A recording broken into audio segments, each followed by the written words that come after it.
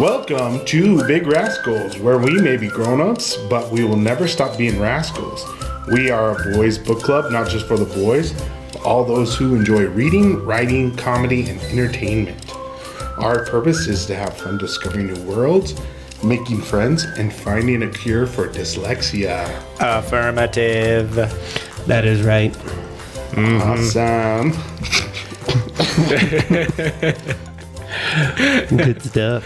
Happy to be back here. We're back. Happy to be here and seeing all your lovely faces back on the episode for those of you who watch. Awkward as ever. So No, we were being robotic. I thought that's what it was. I was being awkward? Is that just it's synonymous? a given that we're going to be awkward no matter what. So no, turn it. turn it this way. Yeah, twist it. Technical There you difficulties, go. Dominus. There you go. Now we can see your pretty face, Jeff. Aw, I don't really want my face seen. All right. Cool. We got a fun episode today. Indeed. Yeah, let's see. I have a little surprise for you guys. Do you want it right now? Surprises?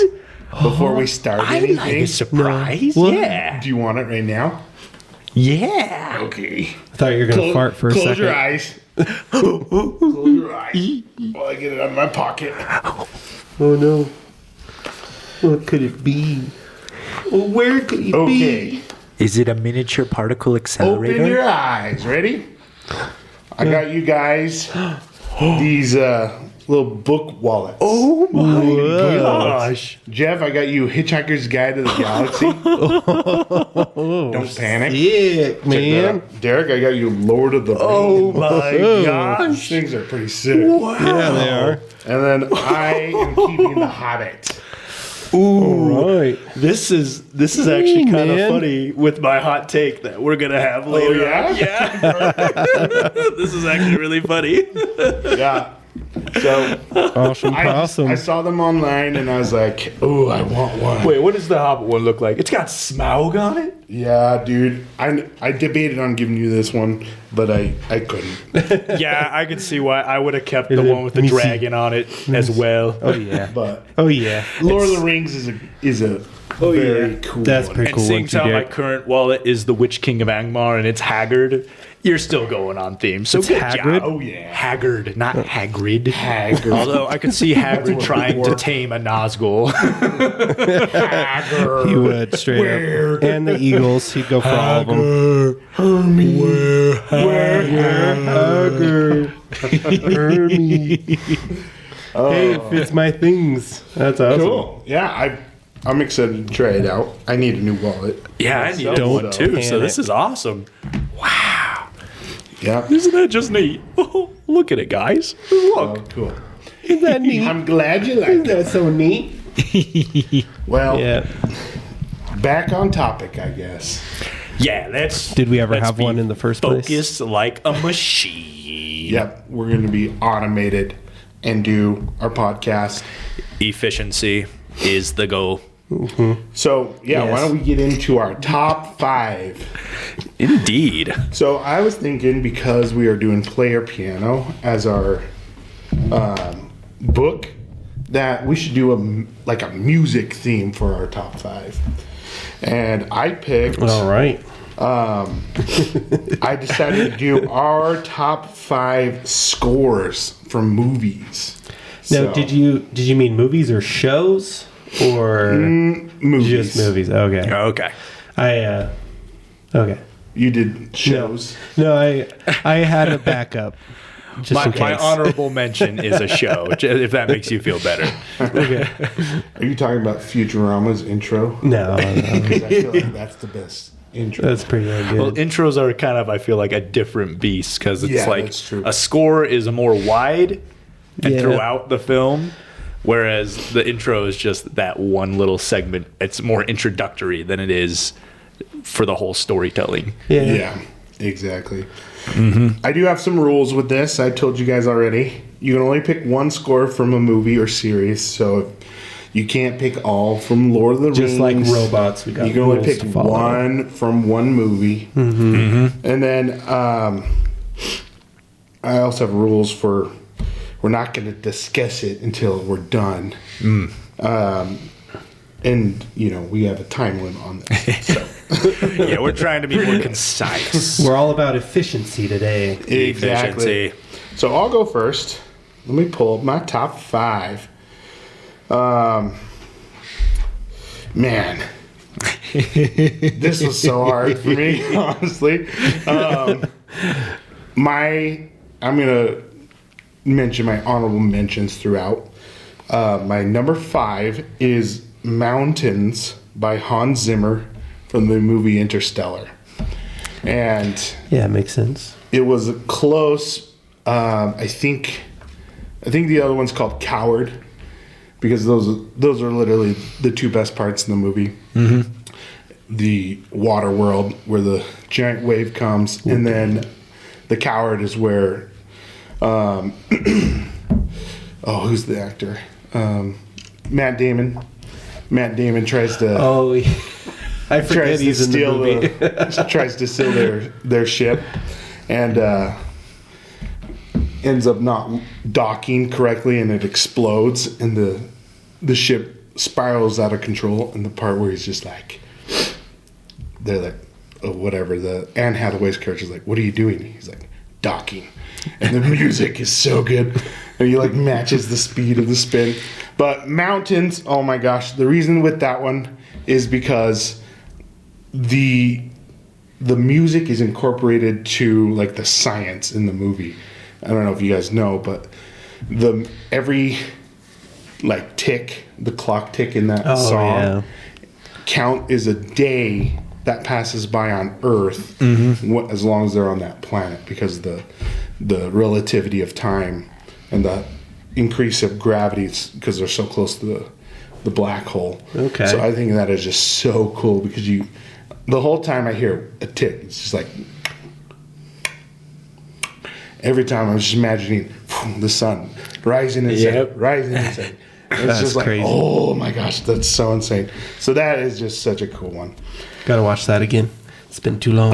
It has been too long for me as well. Top 5 movie for me. Although my wife, she plays Interstellar on the piano, especially the cornfield chase in our home. So, like, I'm prepping my boy to get ready for that movie. Yeah. Because she does a great job. She, like, does it with so much flair. But I digress. We'll discuss more later. Sure. My time. Impossible. My next one is Titan Spirit by Trevor Rabin. It's from Remember the Titans movie. Yep. It just beat out tryouts from Rudy, which is an incredible score as well. But Titan Spirit is so personal to me. I played football, and the night before every game, Did I watched. you kicked the ball across the field into the goals? Yeah, I kicked it. Football? No, football Americano. So before the game every night, I would watch Remember the Titans, and like it would just get me so pumped. And like the That's awesome. Titan Spirit score is just so good. Just one of the best sports scores. So my number 3 is The Allspark by Steve Jablonsky from Transformers. Thank you. So good. And it just beat out another score in that movie, Arrival to Earth, which is amazing as well. But the Allspark with like the cello, Allspark. Just so good. Horrible movie. At the time, I gotta say the CGI is still incredible. They've taken step backs with CGI since then. But rewatching that movie is so bad. The humans are not great. But man, They were never the best part of Transformers. that score is so good. Number 2, and I think you'll agree with me on this one, Derek. Test Drive by John Powell. You blessed man. Yeah. How to Train Your Dragon. Yeah. That is That's a good one. Man, it is so good. all these get me emotional, but I feel like I picked the ones that made me more emotional as my top. Mm-hmm. And Test Drive is up there. It's so good. It is god tier. Yeah. And my number one, and I get emotional just talking about it because it just brings all the feelings in me. What is it? The White Tree or The Beacons. Yes. Howard Shore, Lord of the Rings, Return of the King. Mm-hmm.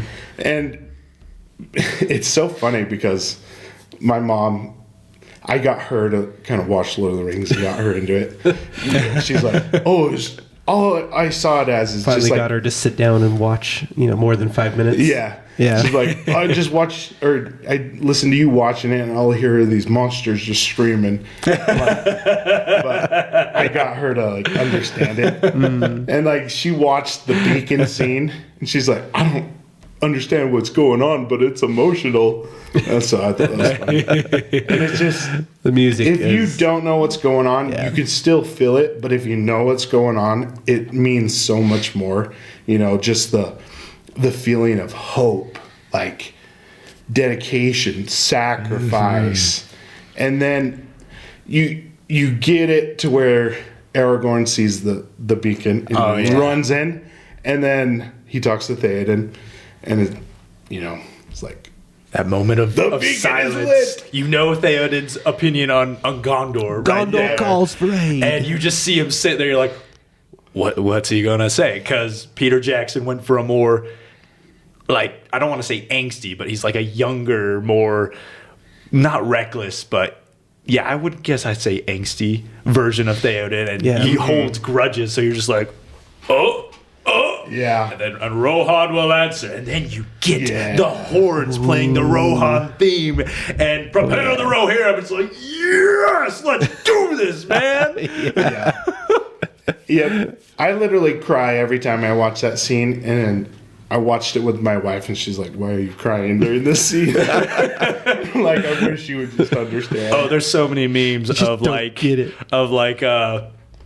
Okay, this is just a scene where we're just showing some fires on some mountaintops, nothing too big. Yeah. Howard Shore, hold my beer. And I'm just like, whoa!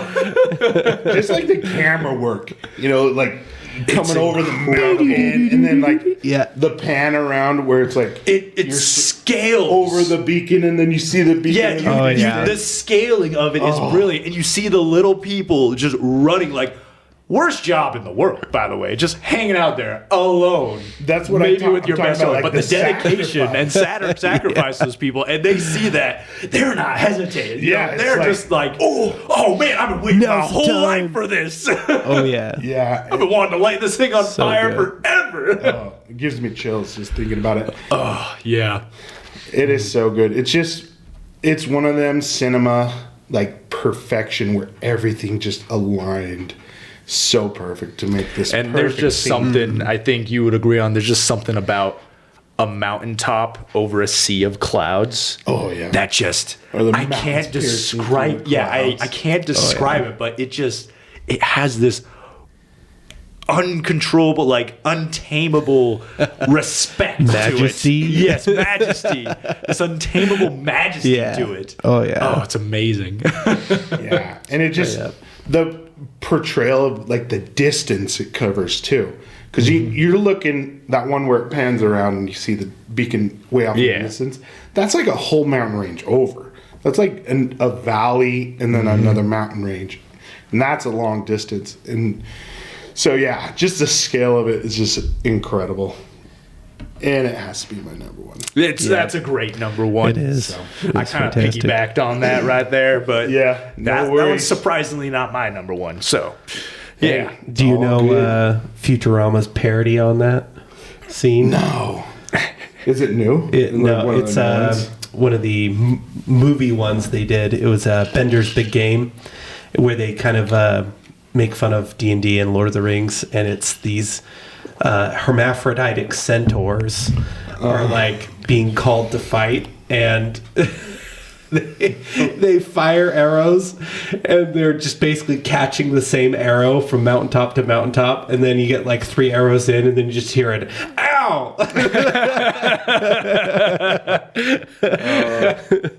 Oh man, I'll have to watch it. It's a good one, but doesn't quite live up to the Lord of the Rings version. Yeah, for sure. Well, yeah, who wants to go next? Cool. I'll go. Okay. I think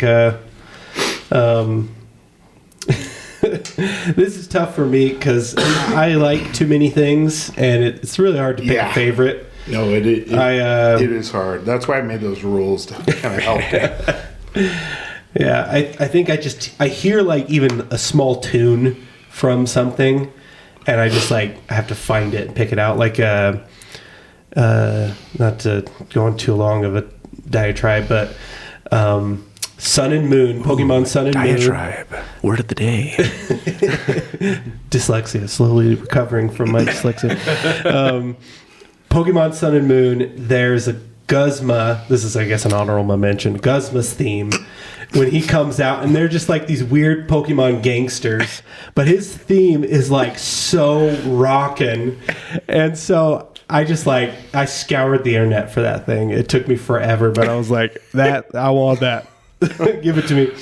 Want that. So when it comes to picking favorites, I just kind of had to pick like ones I like because I like too many. So is that a Napoleon Dynamite reference? Yeah, I want that. I want that. Yeah, that totally and this was. Could be yours. Why don't you try and give that Tupperware a good old tear? I can't do You it. look like a big strong. I can't do it. All right. That's Don't get too sidetracked, but all right. Let's see. This is a tough one. Okay, I'm gonna go with. Starting off, it's not going to be any particular How does order. that notebook look Duel over of there, Fates. Just so many scribbles. She's got like 8 listed. I had to have some just in case. That's some extras. But Duel of Fates from Star Wars, Phantom Menace. Fantastic. It's a banger. You know, that was like my childhood. I am a prequel Star Wars fan. You know, I love the originals. They're there for, you know, what it sets up, but when it comes to Star Wars, I always go back and watch prequels first. It's always 1, 2, 3, then 4, 5, 6, and then never really Yeah. We'll forget about 7, 8, those. 9. But Yeah, Jeff was one of those kids that loved Jar Jar Binks. yes. I dressed up as Anakin for Halloween. That was fantastic. Homemade costume with like off-brand lightsaber. Yeah, I think got my from the mom just DI. put him in like a bathrobe. Yeah. She cut like a tunic shape out of like some fabric. It's fantastic. But that Duel of Fates, just Yeah, it's a good one. so fantastic. That fight scene between iconic. the best Star Wars villain ever. So good. Some They of the had to best bring him back choreography for from the lightsaber dead. fights, Yeah. too. Oh, yeah. Like the fact that they had to slow down the original footage because they were Oh, going yeah. so hard. So good. Man, what were they feeding Ewan McGregor on that set? Holy moly. Yeah. I digress. Just awesome choreography. Yeah. So good. It's like a dance. And then I'm going to go with from Return of the King, Battle of Pelennor Fields. When Theoden's prepping the army and he gives that speech. And then, of course, you know, it's the Rohirrim theme. And then just the crescendo as they're plowing down the orcs and you know, just taking them out. And then I always you get loved like the big crescendo when the sun rises and they're just yelling death. It's like, as the sun rises. So good. oh man. Have you guys played that scene on your TV screen with your kids on your shoulders and like they have a sword and you're like, all right, yell with me. Yeah. I'll have to do that. That'll be great. Yeah. I went too hard. My boy's afraid of that scene now. I yelled death too much. But he loved the giddy up part where we're charged at the orcs. That's fantastic. Yeah, fantastic. And then you get the different orcs reacting to it. Like the one that goes, Well, that's the one where they're getting ready. Like, archers in back. So good. But I love Gothmog's reaction. Like, you have Aemir, he like flips up the spear and catches it. Yeah! You see Gothmog just, oh no! They're nothing stopping them. They're coming. It's yes. amazing. Yeah. Yeah, you have like Another one of the those Helm's scenes. Deep charge. I feel like is the build up for eventually that, and it's just like, oh, so good. And then the freaking elephants come. Yeah. Elephants? You mean Oliphants? The Rohirrim charge. Elephants. The Sid Mumakil. Helm's Deep charge. What is it, Derek? What do you Well, call it's them? originally called a Mumakil, but the Oliphant was the simpler name that I think the hobbits gave to him. Oliphants? Yes, Oliphants. Oliphants. Okay. Yes, Oliphants. There we go. Yes. Look, Mr. Frodo. Oliphants. It's an Oliphant. Thank you. Thank you. Excuse me. I got a nasty cold going on, so you're gonna hear all kinds of noises come from me. Oh man, this is so freaking hard. So I've gotten 2 down. Sorry. All right, I'm gonna go with the Studio Ghibli Castle in the Sky. I haven't gotten any of these composers, but I'm sure you'll be able to look them up if you want. But The Girl Who Fell from the Sky is like the intro song when after she falls from the Zeppelin blimp thing, and then it shows kind of the storyboard of like the past of the world and all how like the cities and the skies began and everything. I mean, just the imagination that builds in you, and it's just such a beautiful song with this amazing world it's establishing, and you're just like left kind of like, oh my gosh, this is so cool. This is going to be an awesome movie. And I remember watching it when I was young, and a lot of these, have influence on me because when I was young, I watched them, but I remember watching this and then just like thinking, I'm going to love this movie so much. And it was so good. Just fantastic score to start off the movie. And that's, what was that, 3? This is tough. All right, I'm gonna pick Phantom of the Opera by Gerard Butler. Gerard Butler's the one singing in that one. And he kind of ruined Phantom of the Opera for me. I can't go really see. I mean, I'm sure I'd enjoy stage production, but I can't see, like, most of the time they have very operatic, which it makes sense. He's supposed to be an opera singer, and most of the time in the stage productions he's going to be an opera singer, like Pavarotti. But for some reason Gerard Butler, he was that character, and he played the Phantom, or just the way he sang the Phantom songs. Oh, so good. And that's one, like, I can't help but sit down and watch the Phantom of the Opera if it's on anywhere. It's just such a fantastic movie. The music in that one is I do love the incredible. music. I mean, all of them. Especially all of the songs. overture, just oh my gosh, it's so iconic. And yeah, it just sets you up. You're like, oh, I'm in for a good time. So good. Which is what like an overture or an introductory song should do, where you're just like, oh man, I am just in for a good time tonight. This is great. Oh yeah. So does that count as a score, though? Yeah, there's beastly lyrics story. because a score is usually instrumental, whereas a soundtrack has lyrics. I was gonna start saying that when I started my top 5. I but obviously didn't get that. we'll give you a I thought of pass. score, and I thought Just say like Music. just say the overture just for to make Phantom sure of it's the angled Opera. towards the mouth. You There don't you get go. another pick, though. Sorry. So, I mean, there's a big score in it, and it's got the score of the movie in it, I guess. We'll let it slide. I obviously didn't understand the full word of score, but all right, that's gonna change my other picks. Shoot, what have I'm we gonna done? go. No, it's okay. I got one. I'm gonna go with "He's a Pirate" from Curse of the Black Pearl. Great. Yes. Oh, yeah. Yeah. Oh yes. That is a classic. Something about that violin, just rocking it. Yeah. Same with like Battle of Pelennor Fields, just fantastic. Oh yeah, I just imagine the violinists just playing and like it's just on fire. Their bowstrings on fire. Because I don't know if any of you guys have seen. None of you guys have seen the album cover for Camelot's Ghost Opera album, but they have like a violinist just going.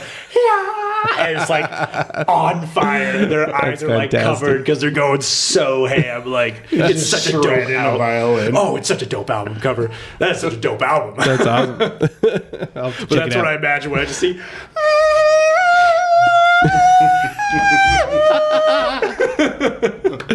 Yeah. But you digress. Yes, I digress. Moving from like very few comments during Greg's to let's comment on Jeff's. We're not going to have to discuss it after. At this point. No, not too much.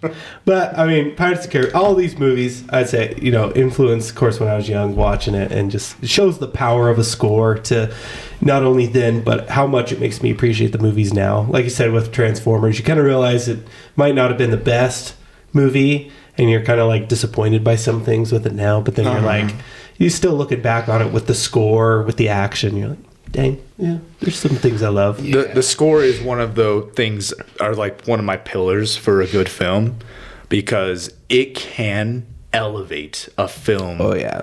Wait, like you said, with Transformers. Makes 100% Yeah, that difference. movie's so crude Totally. and crass and worldly at a lot of the times, but when you get that score going, you're just like, I am not watching a piece of crap film. This is good. Mm-hmm. So you're more forgiving when there's an awesome score with it. Wait, was that number 5, Jeff? I think so. We'll just go with that. Since you just think so, yeah, we'll just say yeah. Let us know in the comments if it was only 4. Okay, so with a score, I didn't know it was just focusing on one, because I thought a score meant like the whole instrumental factor of a movie. See, Well. yeah, I had to look it up just to make sure. But Okay. it is basically, it can be a song. Oh, okay. Well, I'll try to narrow it down didn't here. look it up, and I thought, it's just music. Well, the honorable mention for me is Jeff Williams' work in the TV show or the web series Red vs. Blue, mostly in seasons 8 through 10.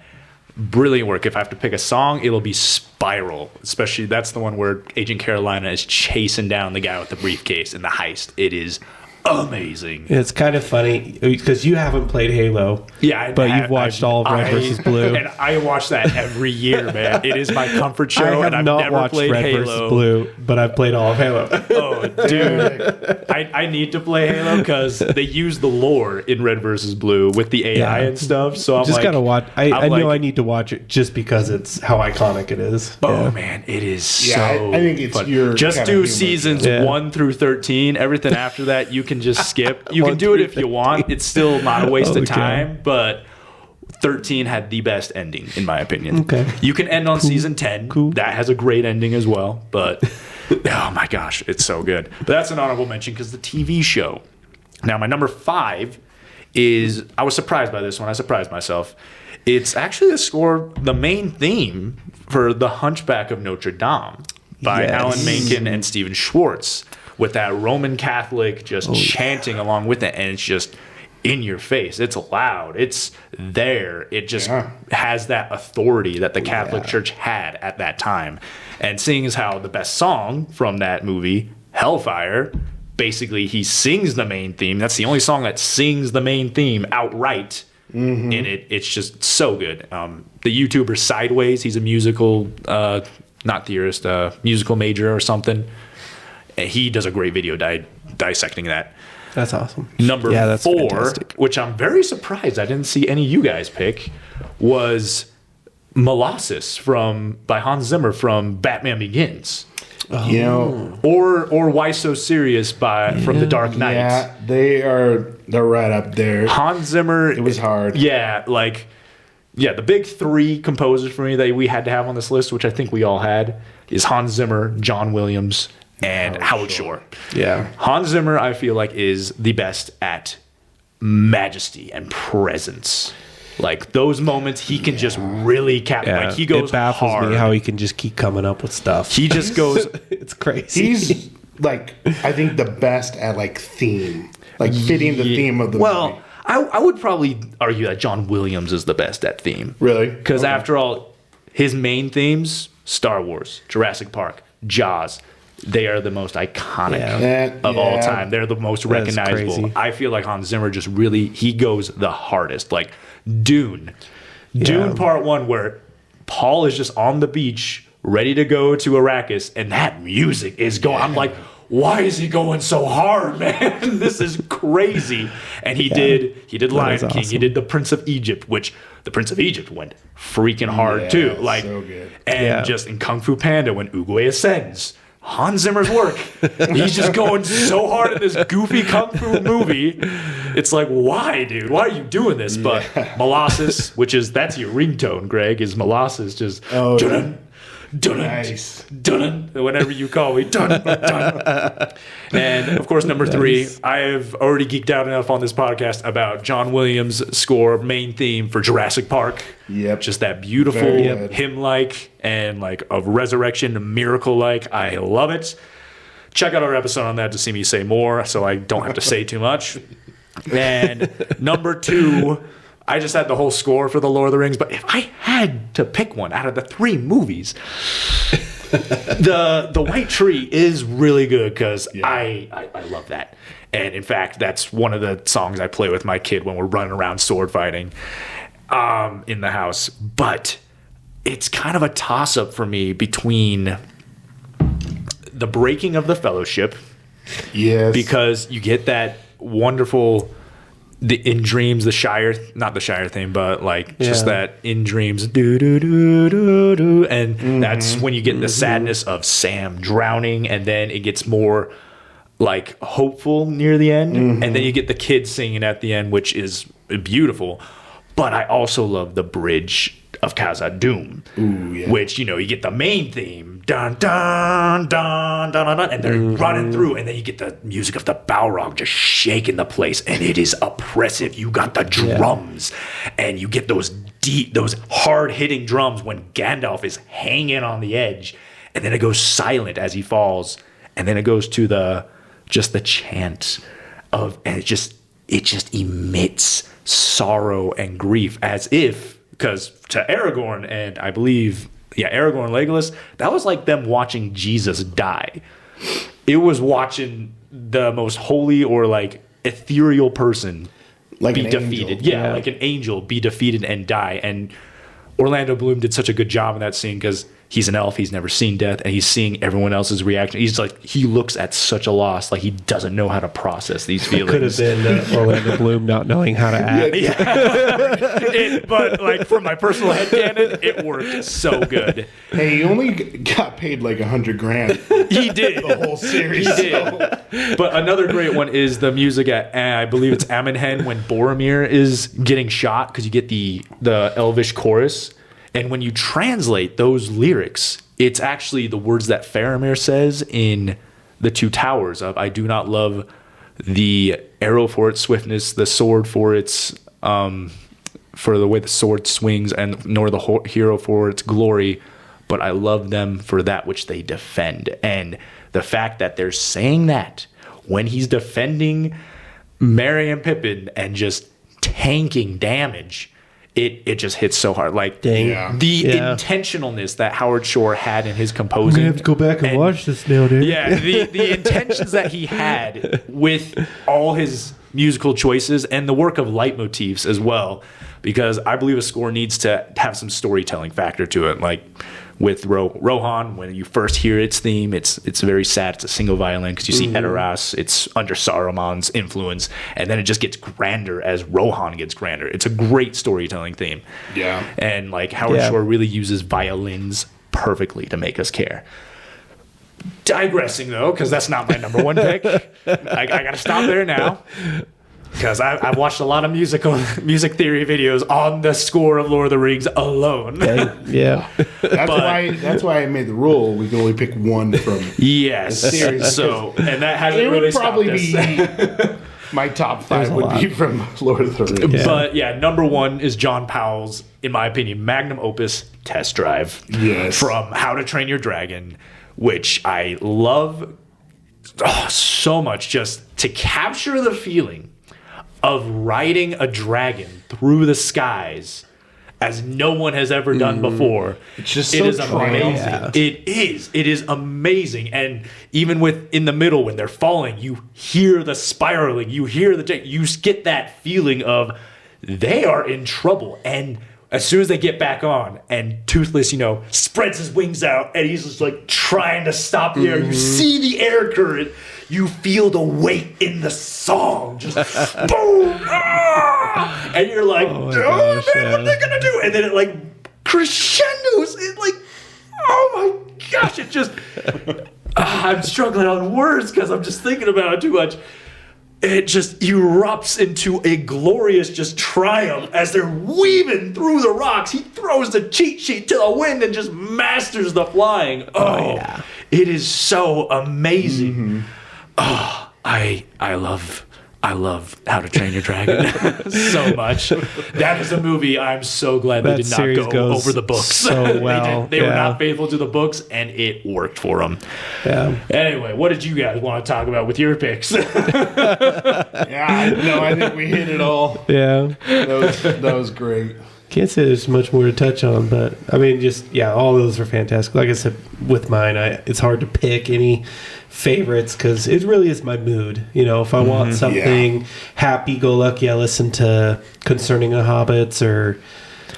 See, that's where the score is just so awesome because it helps with the storytelling. It helps with the world building. Concerning Hobbits establishes this is a peaceful place. This is a place where you can relax. And, the ticking from Interstellar, it just builds anxiety. Just so cool, Yeah. and it builds that anxiety. It puts you in the headspace without using any words. Because it's like 1.4 seconds every tick, and so it feels like off. Yeah. So it's unsettling too. Yeah, it's unsettling, anxious, and it's so cool. Yeah, so like a score is, in my opinion, necessary for good storytelling in cinema because like that, it helps set the mood, it helps set the world building, it sets the tone. It can transcend a good movie to become a great movie. Oh, yeah. Mm-hmm. Now, here's, I guess, a question. Is there any movie, I mean, we kind of mentioned Transformers, but is there any movie like you just could not watch but you would go for the score, or you'd like listen for the score? You guys think of any? I know there's one, but it's not coming to me right now. Yeah, because I bet you there is one. Oh man, trying to think. I'd have to look at my list, my playlist, because I have a big playlist with just all scores. Yeah, it's called Chill. Nice. It's hard to say because I mean, like you said, a good movie tends to follow like with a good score. I would say there's like Studio Ghibli has some fantastic movies and it's got some less fantastic, like Howl's Moving Castle. I know it has great music, but the movie itself I cannot stand. I absolutely hate it, and so it's like, I guess now that you'd say that, it's not the score per se, but the music. I didn't really like the story of The Greatest Showman. Oh, yeah? Yeah, because the way it was advertised, I thought it was going to be like a found family film, but it didn't really focus on that. But the music is great. I'm always listening to the soundtrack. Oh, yeah. But like, I'm never going back watching that film, even though I love Hugh Jackman as a musical artist. Yeah. He's so talented, but like, it kind of makes sense. Those songs are a little, like can be like The Greatest Showman anywhere. is like, if I want to see a song, because the choreography was amazing too.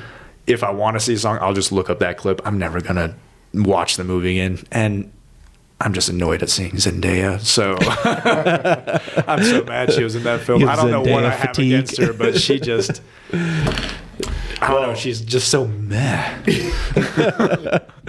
Yeah. But anyways, I was going to say, it's not really a bad movie, but National Treasure. Okay. The Ben, it's actually such a banger. The score in that. I mean, I would also kind of put Pirates of the Caribbean on that as not a great movie. Rewatching it, it's not it doesn't live up to how it was when I was younger. That's so funny. I'm like the opposite. Another bad set of films. Another bad set of films that does get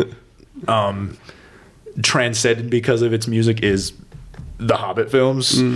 Because there was some bangers in there, like the Dwarven song. I'm always chanting that thing. And Anytime I look at the mountains. I might go back and watch the extended editions of the Hobbit films, but I get so mad with a lot of the choices they made. And there's the animated film from like 1978, I think. That's only like 90 minutes, and it's Fantastic. such a banger. And that has a Down the goblin, down the goblin, down. You go, my lad. Oh, my lad. Yeah, that's got a banger soundtrack as well. Like, So good. That's what I sing to my son as we go down the stairs, just like down the goblin, down. But yeah, that one is the superior Hobbit film. I love it so much. Your son's gonna be such a big nerd. He's going to rebel, actually, and just be a total jock. He just might. I don't know. At this point, I have no idea. He's such a sweet kid, so I can't see him rebelling yet. And my wife watches other people's kids, and we've seen how he is around kids. Like, he turns into my wife's like assistant manager with other kids. Like, she tells the other kids, "Hey, cover your mouth." You go, "Oh, yeah, God, you gotta do that, dude." Like, They say like, the shoot, is oldest that the boy oldest becomes the male version of the mother. So Well, my wife was the oldest, and she's like the most responsible out of all her siblings. And she's anytime he does something right, she's like, "Oh shoot, your oldest childness is showing, dude." Because he'll like put away stuff when we tell him, "Okay, time to go to bed." And he like puts it away all nice, and I'm like, I did not teach him that. nice. I did not teach. I'm like, he's too good. So now I'm worried he's going to be like so good. He's like going to make millions of dollars, just give it all to the homeless and do nothing with it. Anyway. Sweet. Yeah. Anyways, Should we let's move on get to into our a next hot take. Well, it's funny that you had these wallets here, Greg, and you chose The Hobbit, so it might not be a hot take. But my hot take was, book-wise, we're not talking about the films here, book-wise, The Hobbit is better than The Lord of the Rings. That is my hot take, which, that's not to say that The Lord of the Rings, it's never terrible. Not in any regard. Eric, if I would have known that you believed this, I would have gotten you The Hobbit. That's why I found it was funny. But yeah, like The Hobbit is my favorite book, probably of all time. And my reasons for that being is, first off, I'd like to call it Tolkien's magnum opus, which that is a fancy term for saying it's his most important work. A lot of people say Lord of the Rings is because it's his most well-known I thought work. it meant like magnum fruit or something, magnum oranges. No, you simpleton. No, like the magnum opus is not their most well-known work, but the most important. That being because he developed the concept of hobbits, which everyone loved. And that's what... Staple of fantasy now. Staple of fantasy now. It's what made the masses just beg for more, and he's like, okay, I'll give you the Lord of the Rings, which this is him just doing a sequel because he was begged to. He dedicates 10 years to that. And the four of the main characters are hobbits, and you get more lore into the hobbits and to the world building there. That would never happen without the Hobbit. Oh, yeah. Second, it was a children's story at first. For me, simple is always better. If you can convey high ideals and big factors, big ideas and concepts simply, you are a banger. I said it in our I Am Legend episode. If you can do more with less, you are just a fantastic writer. Like, because I'm not against long stories. I'm against bloat. And The Hobbit, since it's simpler, I know a lot of people get deterred when reading The Lord of the Rings because Tolkien describes so much. And he does go on these tangents, which that is a lot more fun to read after you read the Silmarillion because he references a bunch of stuff in the Silmarillion. However, the Silmarillion is also very difficult for readers to digest. And so The Hobbit, it's more focused. It's more whimsical. So I love whimsy. It's just so much fun, which I feel is a staple of fantasy. Yeah. To have that whimsy. And second of all, not second. Why do I keep saying second of all? This is like fourth. Fourth of all, J.R.R. Tolkien is quoted saying, "It is not a story worth telling if there is not a dragon in it."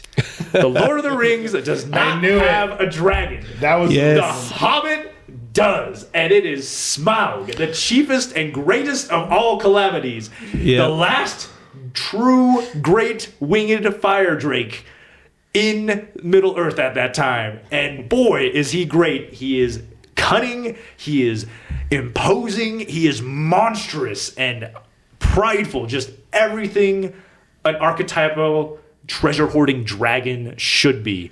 And I love it. I love his cunning as he tries to trick Bilbo into giving clues about himself, as he tries to lay seeds of doubt with the dwarves. And when he just goes out of the mountain with fire, he's described as a monstrous crow. He just lays waste to Lake Town. And just his monologue of how he boasts, I remembered so much, which best voice for Smaug was Richard Boone in the animated version. Sorry, Benedict Cumberdoodle.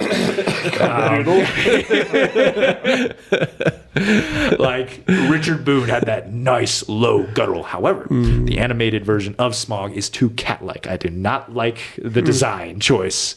Yeah. Where he's got fur. Interesting, yeah. But, oh, man.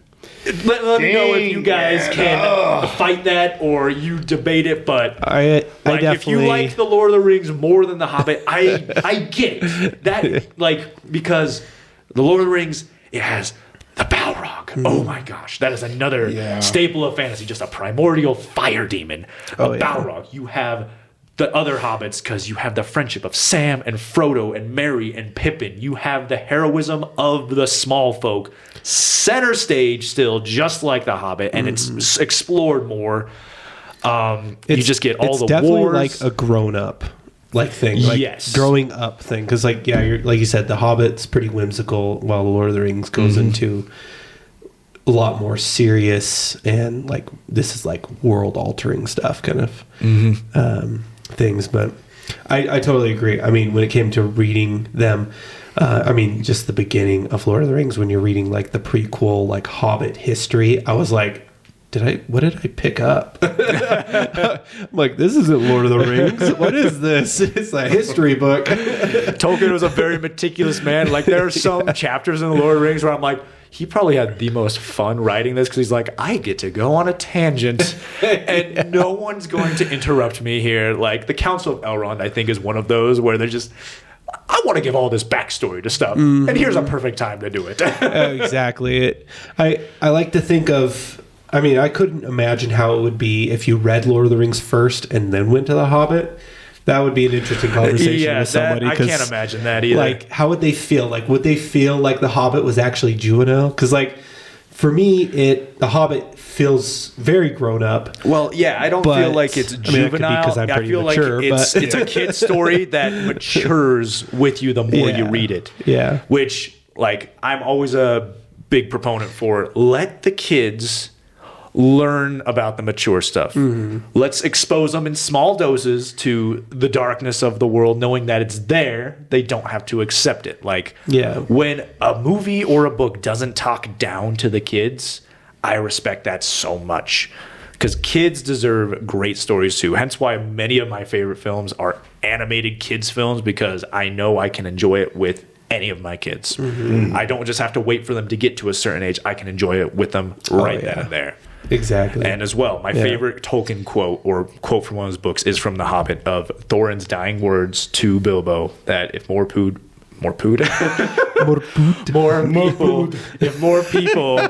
valued food, oh shoot, I'm blanking on it. More people valued food, a home, and cheer, or you guys got me on the spot. Now I feel I'm so embarrassed. You know the quote I'm talking about, where he says, if more people valued these things over hoarded gold, it would be a merrier world, which is the book quote that has stuck to me the most, especially coming from Thorin, who was infected with dragon sickness. The whole reason he's on this quest is for the hoarded gold. And he realizes on his deathbed what Bilbo did for him, and it was truly a favor. So good. Yeah. Well, sorry. Not really hot take amongst us, Derek. I am in agreement as well. Sorry. The Hobbit, it's just so special to me.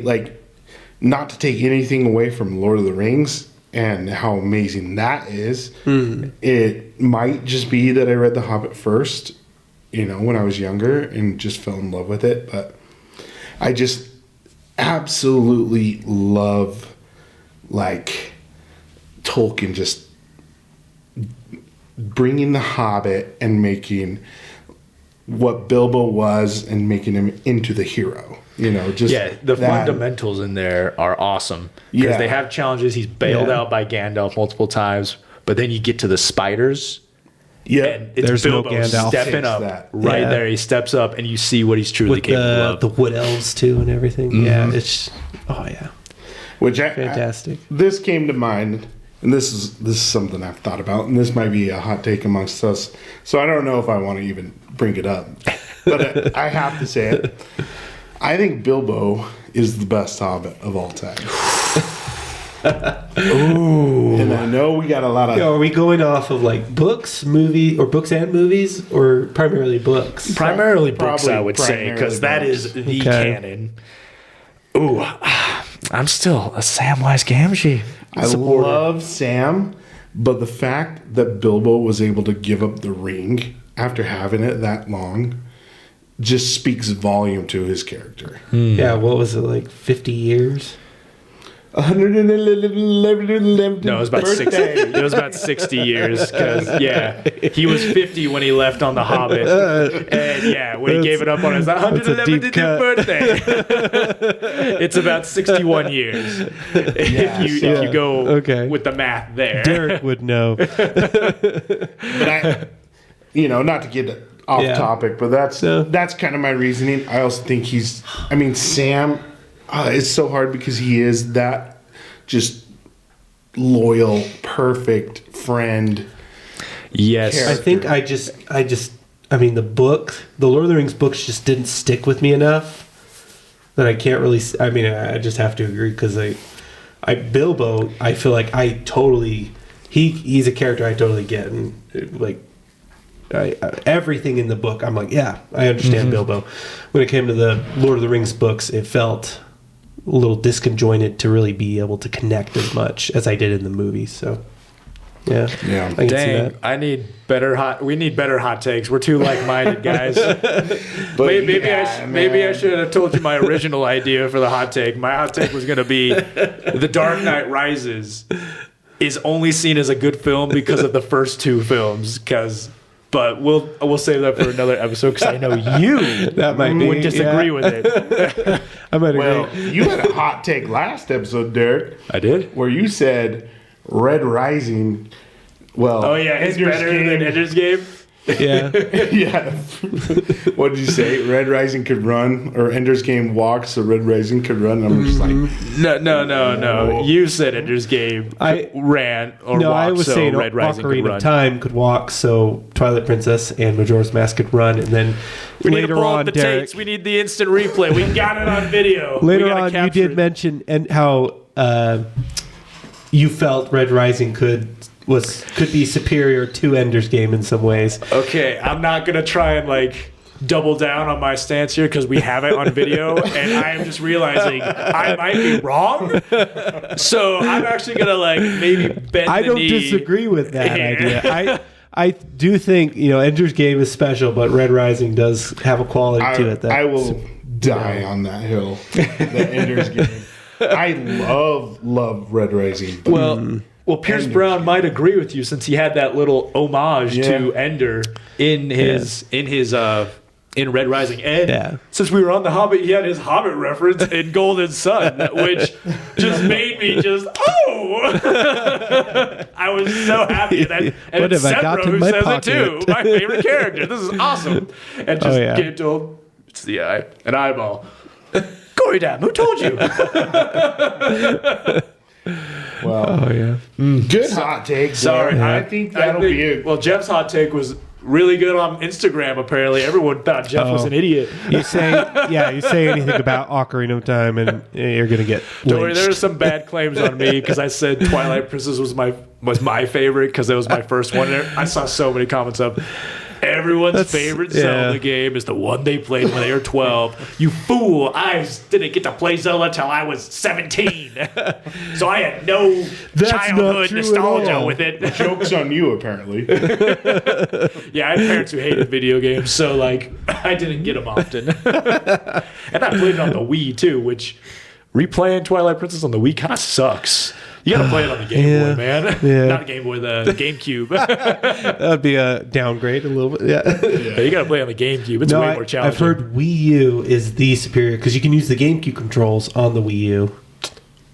Oh, so you get the improved graphics, improved experience, but with GameCube controls. Okay. Or the Wii U controls, I guess. Well, anyway, that's our hot take. Yeah. Let me know in the comments if I am just a fool.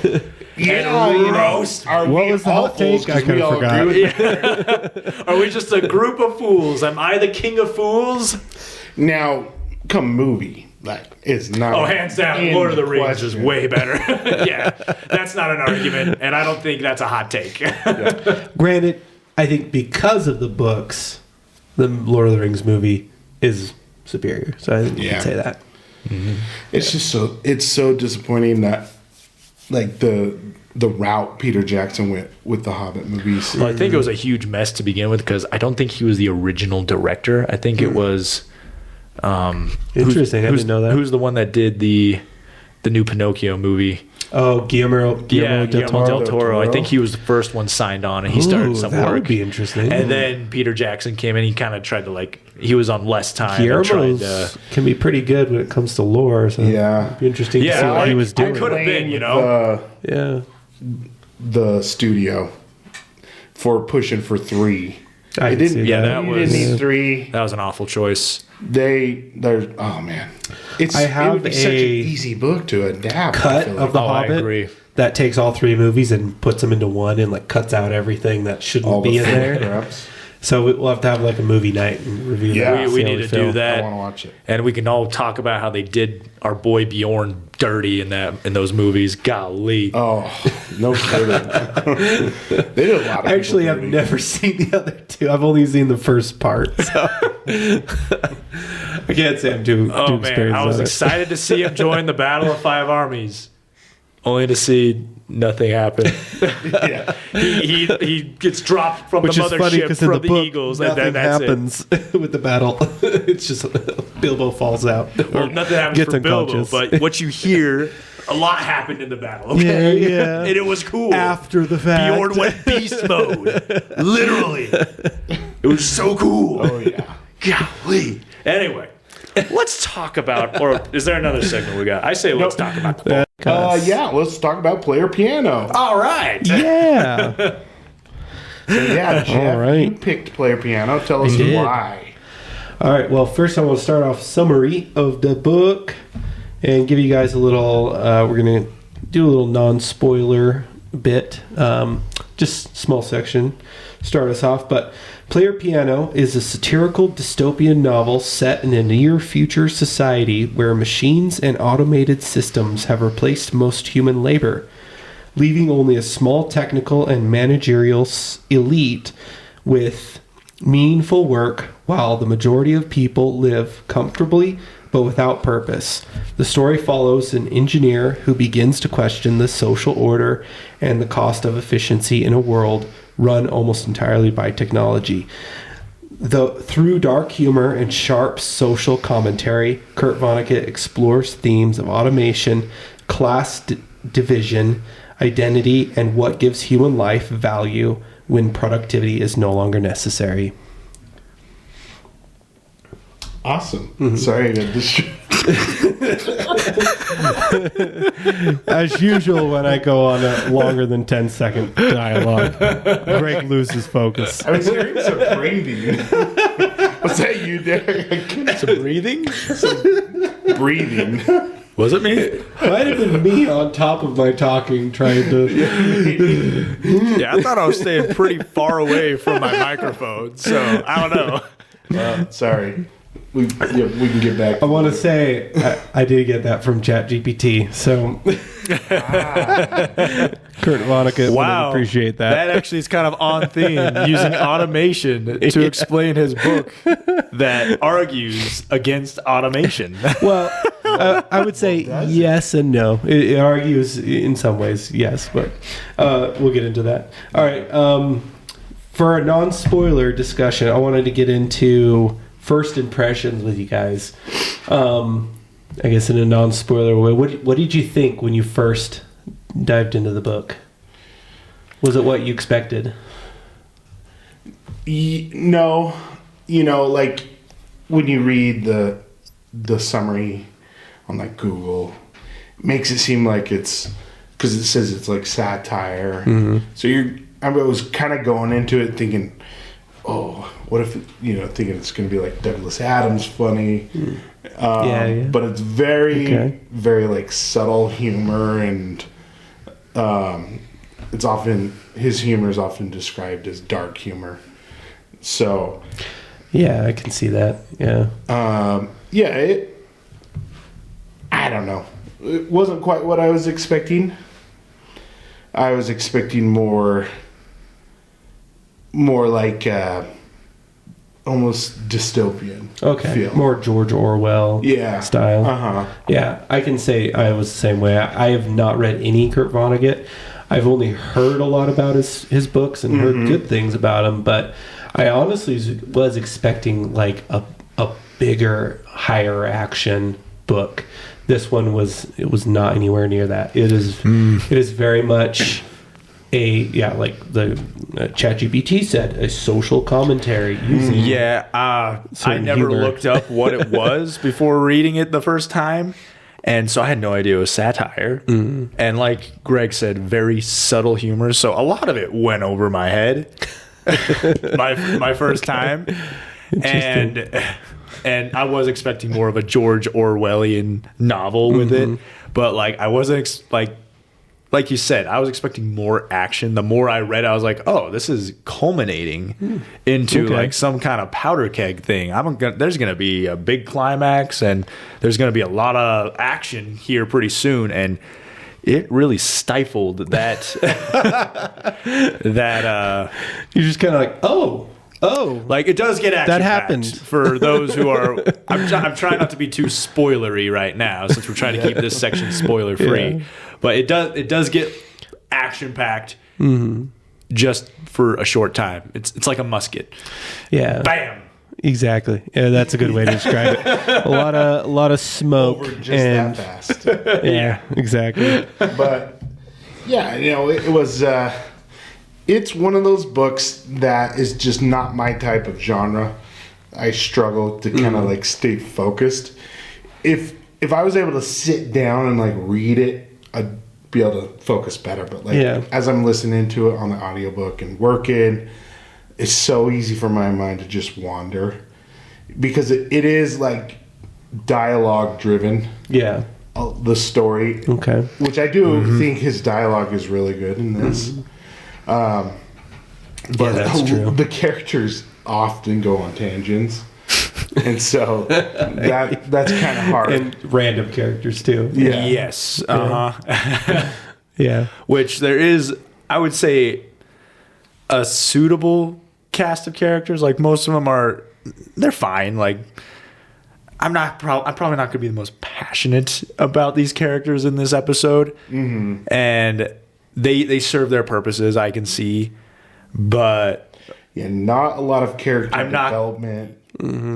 At least not what I saw my first two times. I could be missing something. Like I missed the humor too. Okay. Like I am willing to admit if I am not seeing the vision of Kurt Vonnegut, but I believe this was his very first novel.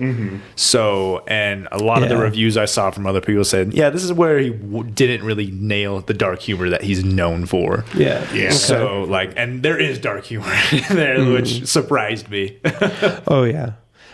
This is one of the big things with this that I noticed as I read through it, was this book is it's not going to reach the audience it's meant to reach. And like for who this book is for, it's not really the people that are going to actually need to be thinking about automation. And who is this book for, Jeff? Now that you mention that, Yeah, that was a hard thing for me to think about too. 'Cause like who, like it really is like just a social commentary book, and I'd say, yeah, sure, if you do like George Orwell, you will find this interesting, but it really is kind of if you're okay with a slower paced book that does build itself on dialogue. Dialogue is its strong suit between characters and like building scenes.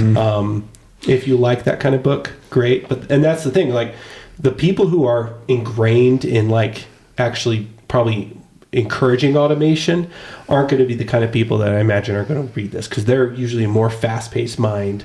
We don't want something more high octane, high action. Well, this book just doesn't have that. yeah, I would probably, to pinpoint it down, what I think who this book is for the rising generation that we have, who will want the more high octane, just want action, or they want little opposition in life, which is what's the current generation, Gen Z, who are the TikTok generation, where we're being trained to have low attention spans with the short form content and everything. This book is the argument against automation, against ease, against machines doing all the little things and giving you all the leisure time that you could possibly ask for. And the problem is it's being explained in a medium that generation, the people that should be reading this, cannot digest or refuse to overcome to digest, kind of thing. So like you said, the people that this book is made for, they probably never will. Yeah. So yeah.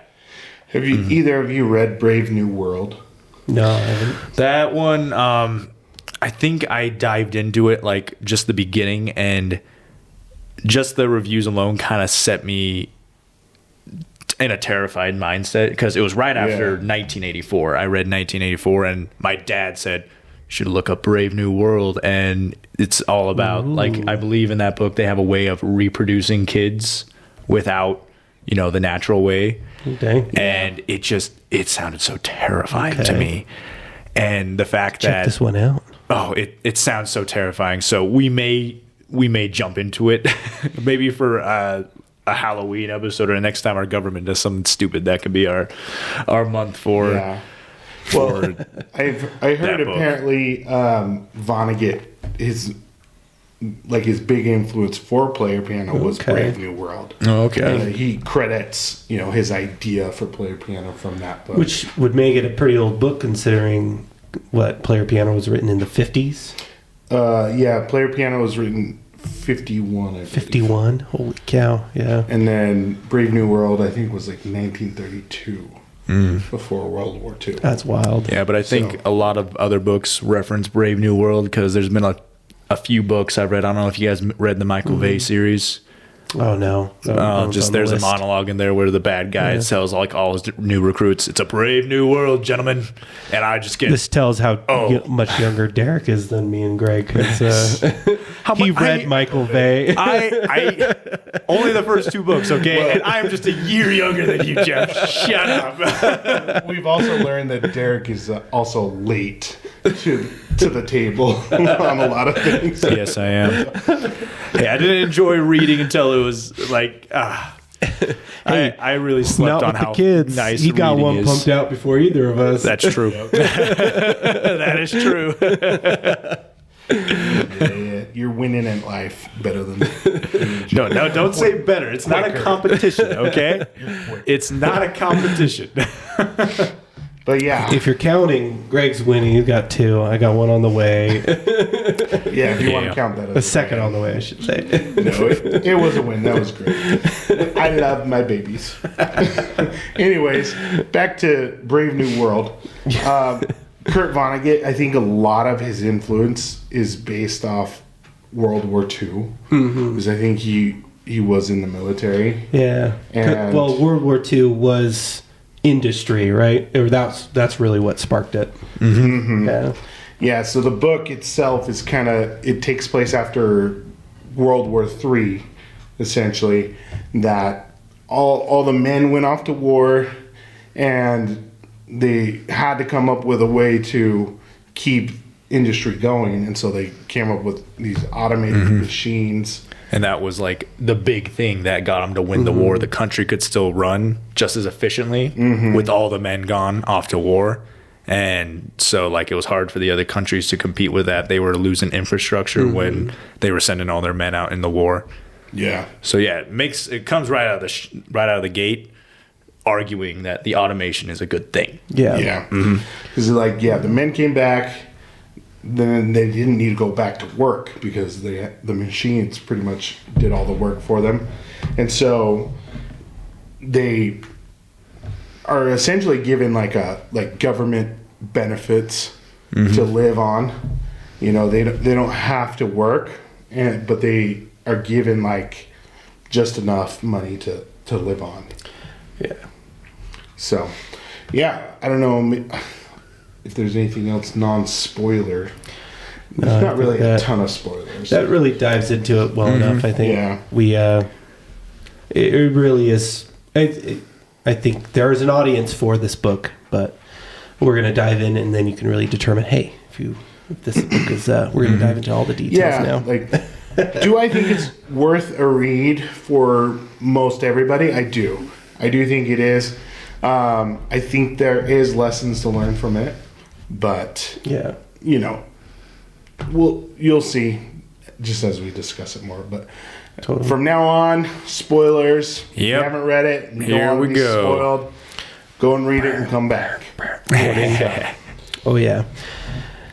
Well, I want to really get into some of the themes in the book and the what I absolutely enjoyed, and I find this kind of appealing about retro futuristic movies, kind of what the Fantastic Four film did with its style, where it's like, which one you talk about? Like the newest one.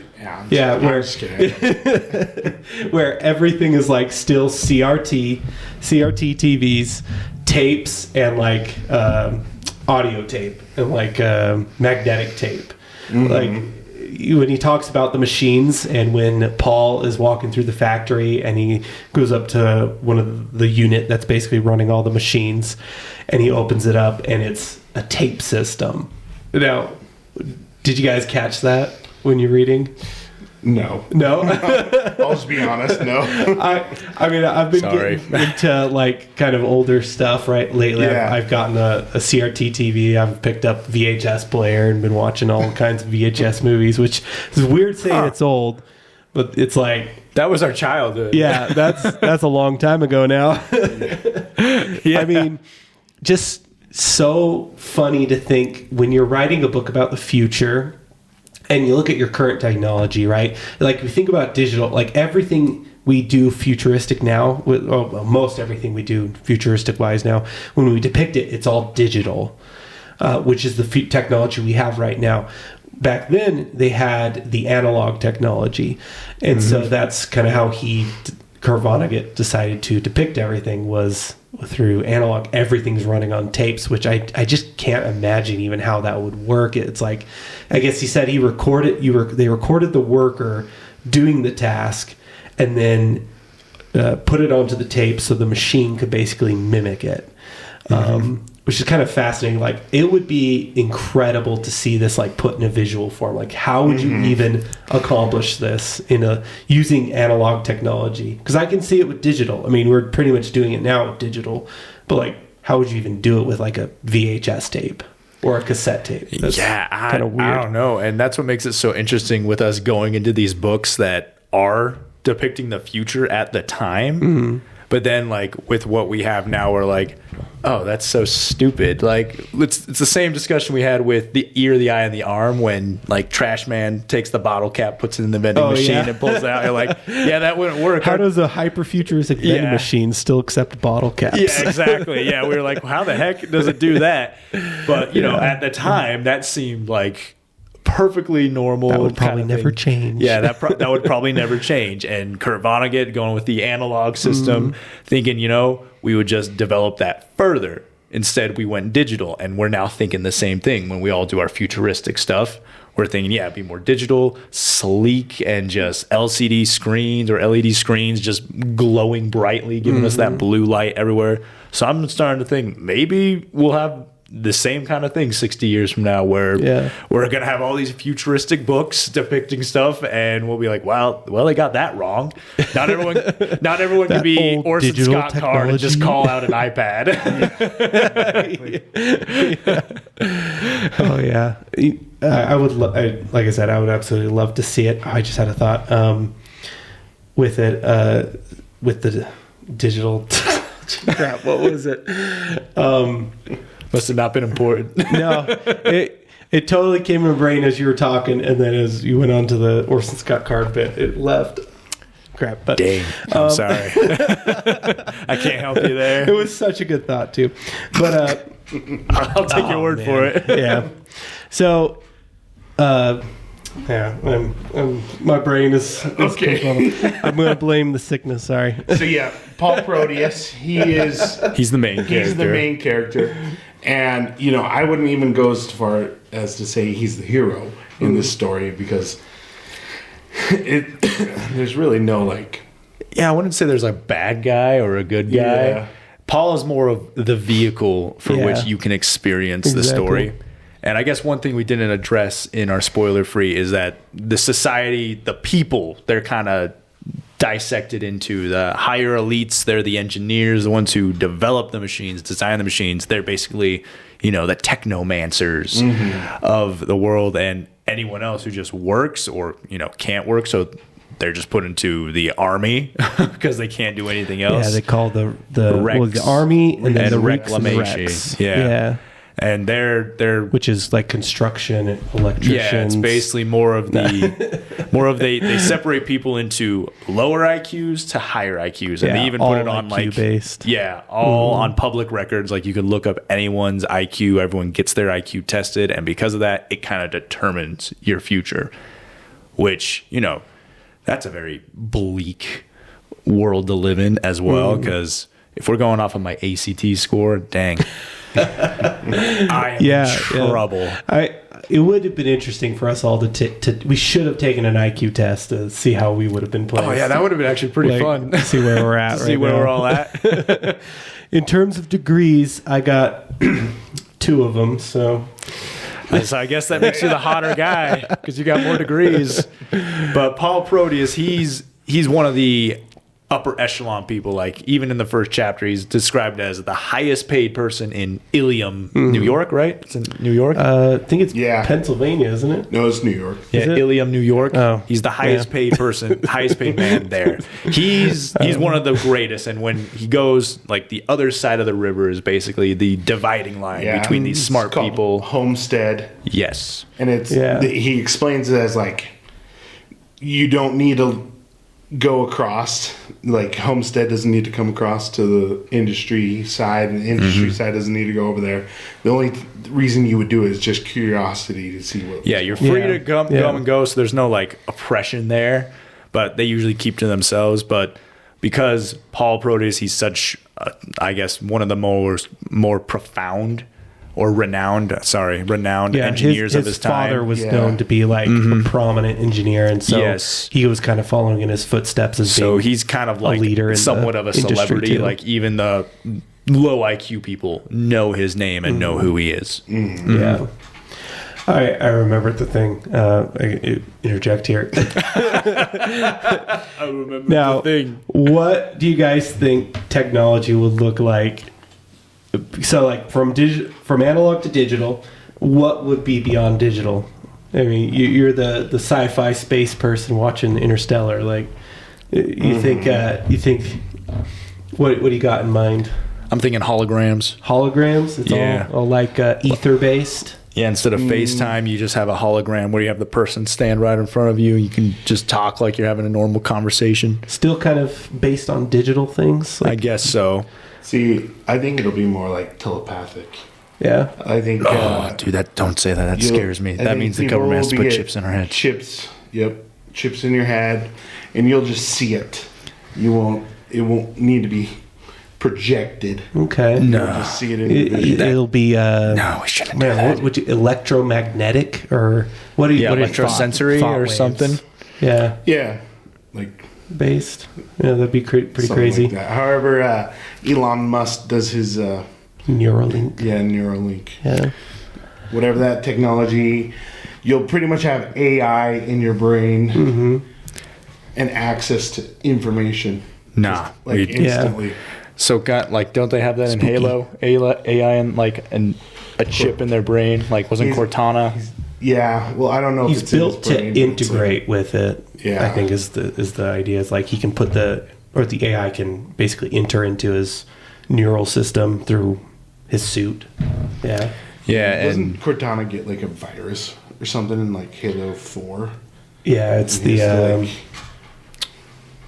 oh no, she goes.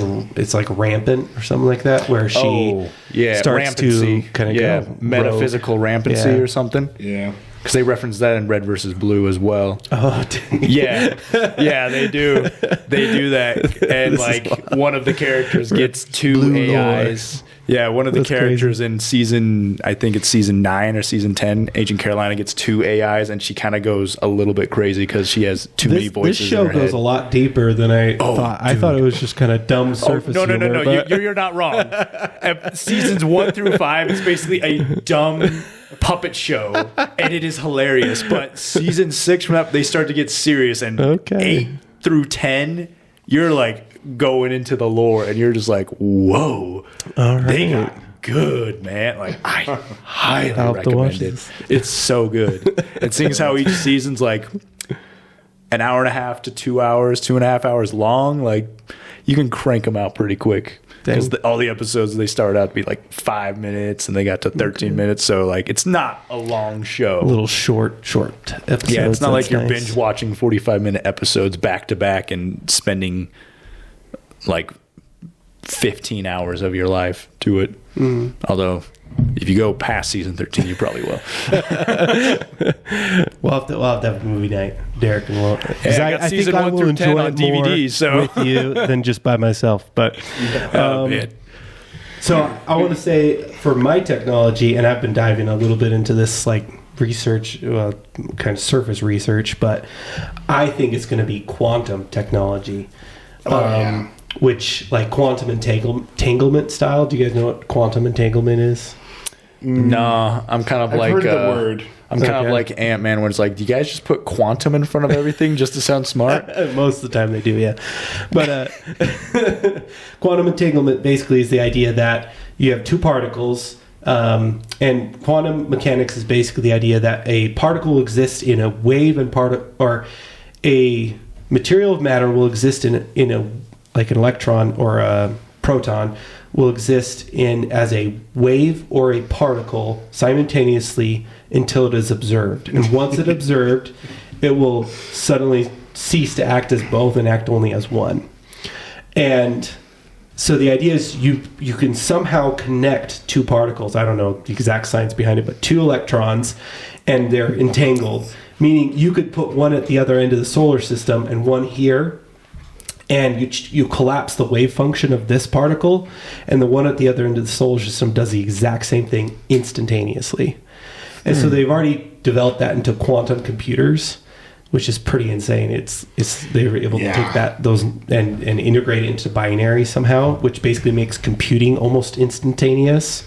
Which, if you think about, like, because going from one end of the solar system to the other, I mean that takes Hours. Yeah, it's like, don't you dare just say hours. I'm trying to think of the speed of light in relation to because speed of light, right? We're most of our technology is light based, digital based, right? So it's only equivalent to the speed of light. But with entanglement, you can do it instantaneously from across the universe. So I can totally see, technology is going to progress into that. I mean, it's already starting to, and eventually we're going to get more and more of that, where it's almost instantaneous style technology. Yeah, who for says we haven't communication. touched on that with what our army did to freaking Venezuela? That we took the dictator? Yeah. No doubt. They did some DARPA crazy is stuff like just 10 by- to 20 years ahead of all of like our current technology. And it's like they had AI like 50 years ago, or it was probably like 40 years ago, but no, it was probably more like 50 years ago. Yeah, they pretty much had AI then. But I do also want to say it is a shame we have left the analog, because if you look at like old NASA pictures of the moon, you can actually take, if you had those original like what do you call them, film reels, you can take super high quality images off of those, just because of the way videotape or film and camera tape or camera film works. And that's one thing you just don't get with digital, because the more you use and transfer digital, the more it degrades. Well, as long as we have those film reels from like the moon landing and space stuff, we're always going to be able to get those. And it's pretty insane how well they're able to pull off high quality images now, just from those, almost 100-year-old reels, which is pretty crazy. Yeah. It would be cool to see. I'm an advocate for going back to some old technology. I think we're diving a little too deep, and we'll get in more to that as we're getting to this. But yeah, it reminds me of one of the quotes from the book: "A step back, can be a step in the right direction." There we go. That is a good quote. Yeah, that was a nice tangent, Jeff. Too bad I'm a plebeian and I didn't understand most of it. So, dude, quantum science is like it hurts my brain. It's insane. It's like sci-fi. It's so crazy. But yeah, anyways, back to kind of the book. The book. I just don't feel like we're going to talk too much about the book. What the great thing about this book is it brings up other like real life subjects. Like it fits so well with today because of AI development. Yeah. It'll book that'll stay consistent because of the message it's producing.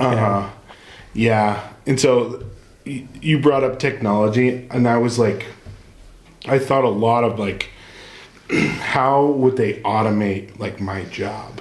So I'm like, my job's like pretty safe from like AI. Like, how hard would it be for them to build a machine to go and pull some electrical wire and figure all that out? And I'm like, it talks about it in the book how like everything is prefabbed and then assembled by machines, and I'm like, oh well, that makes sense. If they just make everything not custom, everything's prefabbed, you could build essentially like a Lego house where all the electrical wires integrated, and just like once you put it together, the electrical is in it. Doing to an extent with 3D printing housing, which I think they 3D print like all where the outlets are going to go, but they have like a raceway, like a conduit going to each one, which I'm like, that would actually be kind of nice to get a house done where I'm just fish taping all the wire through. Yeah, no kidding.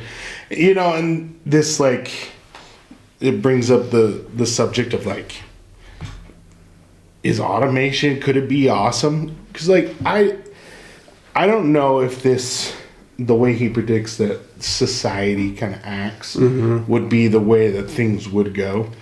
Oh yeah. Well, yeah. Go ahead. Like for me, that too.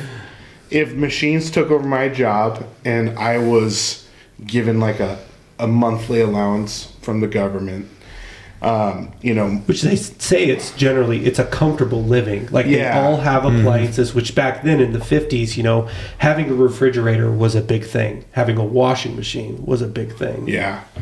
Well, part of it's like flat screen TVs. When they first came out, because they were so hard to make, they were so expensive. Now, like, we all got one. Oh yeah, we're sick of seeing them on Black Friday. Yeah, they're cheaper than CRT TVs right now.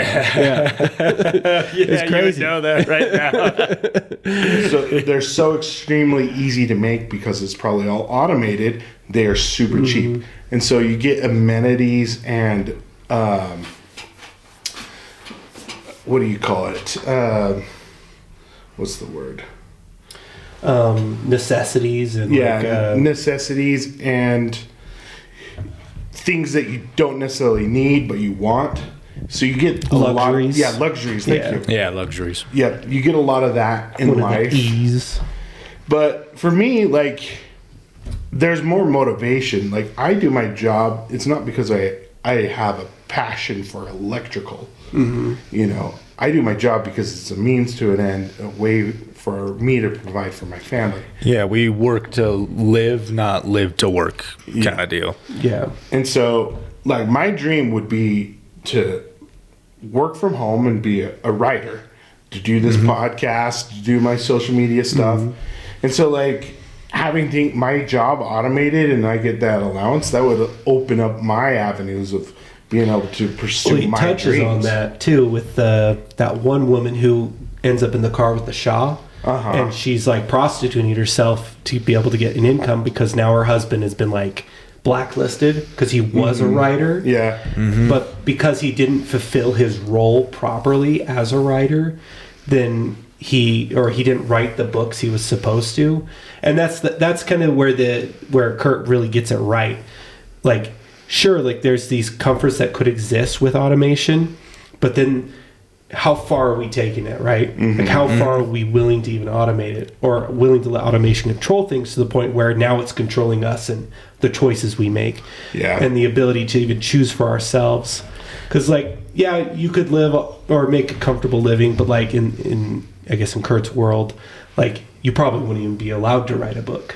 You wouldn't even be allowed to publish anything or produce anything of your own because it's so regulated and so controlled by even like to the point where they talk about the machine. I can't remember the name of the machine. It's like when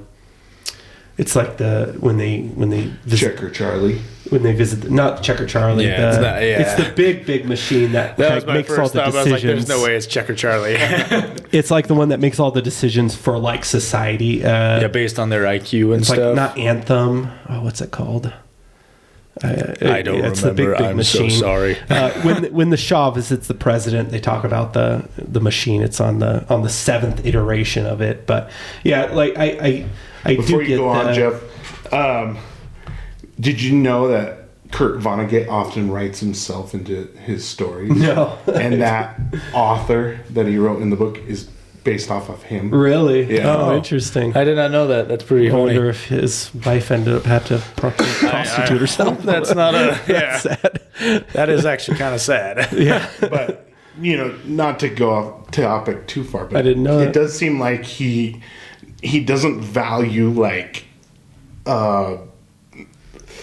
loyalty within a marriage. Like, he writes adultery a lot in this book, and it's like not even a big deal. Well, he writes a lot about breasts. He's big on those. Yeah, the adultery. The adultery was like.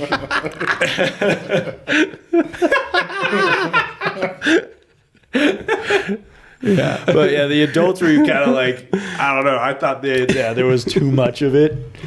And it was very casual. It was very casual. And part of it, I was like, it made me think Paul was such an idiot, dude. I'm like, you got Shepard, who's always coming over, talking to his wife when he's gone. And his wife just mentioning, yeah, Shepard came over.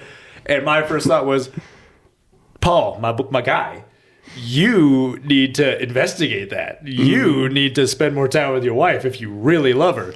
And this was an interesting thing. I don't think they really didn't truly love each other. No, I don't think they did either. Because one thing that's interesting, Paul seems like so innocuous towards her. Yeah, I don't know if you picked up on this, but every time they're like, his fantasy for her was nothing of actually who she was. Yeah. Whenever they said "I love you" to each other, it was like, "I love you, Anita," and then she'd repeat back, "I love you, Paul." Oh, and then no, I didn't. Yeah. When he ended up sleeping with that big-breasted woman, he said a line something like, Stop and think.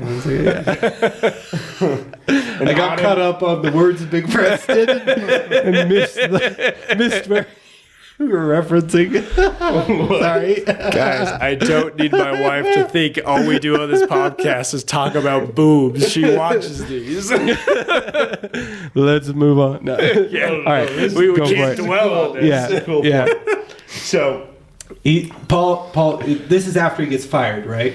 yeah, so Laid off. Yeah. now And the after, lady's like says out the window, "Hey, you want to come up and have Looking sex for a with me?" good Pretty much. Yeah. So yeah, so you see that Paul and Anita are like, it's just an automatic response. And then he says, after he sleeps with that woman, it says like, and then he said an automatic response, "I love you, Anita," like kind of accidentally.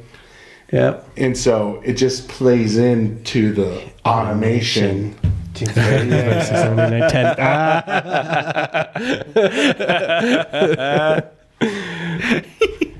Spot on. Yeah, that is great. That I didn't catch that, but that totally makes sense. Now I'm like, oh my gosh, yeah, he totally did. I can't take credit for that because I didn't pick it up. I picked it up from some other reviews on YouTube. Okay. So I'll give them credit. I can't remember who you are, but whatever. Call yourself out. Make yourself known. No, I think it goes to show kind of the complacency that exists with automation, and I would say how you get to, because they make it seem like it happened very fast, from like the war to how they were now. Like they even talk about how there were people who literally had been in the factories, and not enough time had passed that there wasn't a generation that hadn't worked in the factories. But I think about now, we really have gotten a slow burn of automation in our society, and that is really how you introduce something into a society, good or bad. Because doing something fast, they're going to reject it, and you see in the book that they do reject it as like a mass. And I can see back then in the 50s, there was more pride taken in your work, in what you produced while you worked, and there were certain positions seen as lesser, like the reeks and wrecks in the military was like those are not as fulfilling as like producing something in a factory. I mean, people were literally making vehicles, making cars, making structures, and so there would be an obvious revolt. But nowadays it is, I mean, I could totally see our society falling right into like, oh yeah, I get an income, and for the most part that is pretty en masse what is pretty much the case with the lower class, the low class who's living off of welfare. They generally are pretty much making an income without producing anything, and many of them have no issue with it. It is kind of a lifestyle that they really are fine living, which isn't necessarily saying anything bad about them. It's just kind of pointing out that I think it's how our society has progressed into it slowly that has produced that mindset. Yeah. Do you think AI has been a slow burn? Oh no. Yeah, I feel like it's moved in way too quickly, Yeah. in my opinion. Compared to and I think that is part of the exponential growth of technology. It's almost unavoidable with these things. But it's almost scary to me how fast AI is just developing. What was it? 3 years ago, you watch Will Smith eat spaghetti. It was just so ridiculously bad. To think about. And now it's you can't tell the difference between real and AI at sometimes. Well, I guess that whole Jim Carrey thing that was going all over the internet that was just annoying my reels. It was all like AI crap or something. Huh. It was like or something about the person who was supposed to be impersonating Jim Carrey was an AI generated person themselves or something. It's like an Inception style hole that you.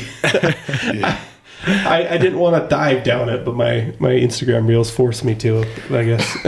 Yeah, I'm not gonna flat out say AI is evil, but I'm kind of on the side that it's gonna be the destruction of mankind, just because of all the virtual girlfriends that are made, and how there are men out there who would rather spend time with their computer girlfriend and not go out, and that's how we're all gonna be neutered. That was Finnerty's wonderful insult towards Anita. Yes. He was like, I could make a machine that would do better Yes. as a wife for Paul than you. And she just took so much offense to that. Ed Finnerty was an interesting character for me because he's the one that kind of introduces, like, he's the catalyst of opposition where, you know, he had fantastic money.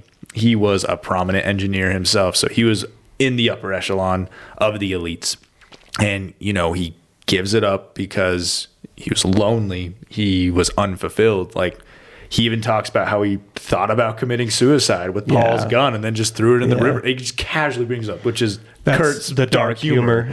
Yeah. Exactly. And he's like the first one to just embrace the idea of a revolution to, you know, change all this automation.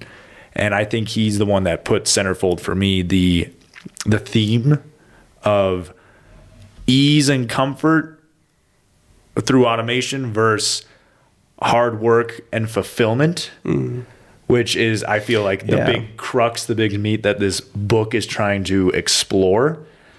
So, like, that's what makes this book, I would say, a readable book, is that it's enjoyable to see this discussion, to hear these ideas presented in different ways, and to have it be explored.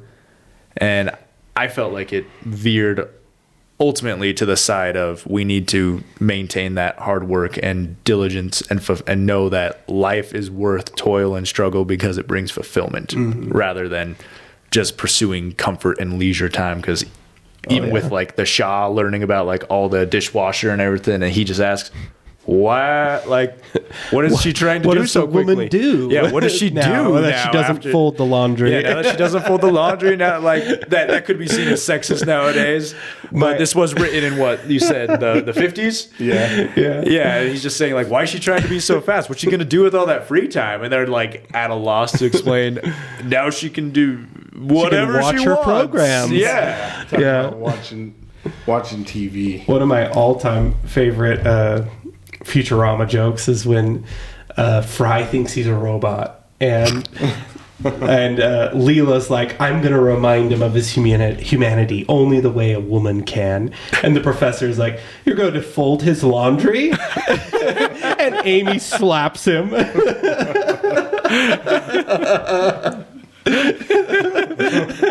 It's like I've noticed more now than ever how many sexist jokes come around the professor. It's so funny.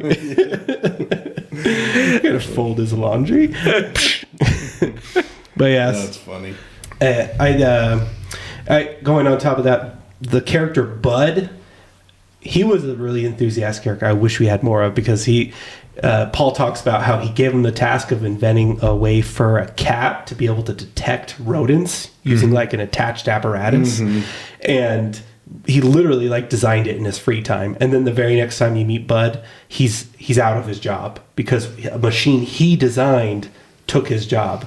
But then it's interesting because despite that, and he even becomes a part of the revolution, at the end of the book, he is then repairing machines that people use for automation, like that they talk about the drink machine that everyone is going to. And the idea that, like, you know, even though they've rebelled and they talk about like literally going to like almost no machines, like back to farm work and hard labor, they talk about how the automation is almost inevitable. Like it's literally going to happen just because that's what humans do.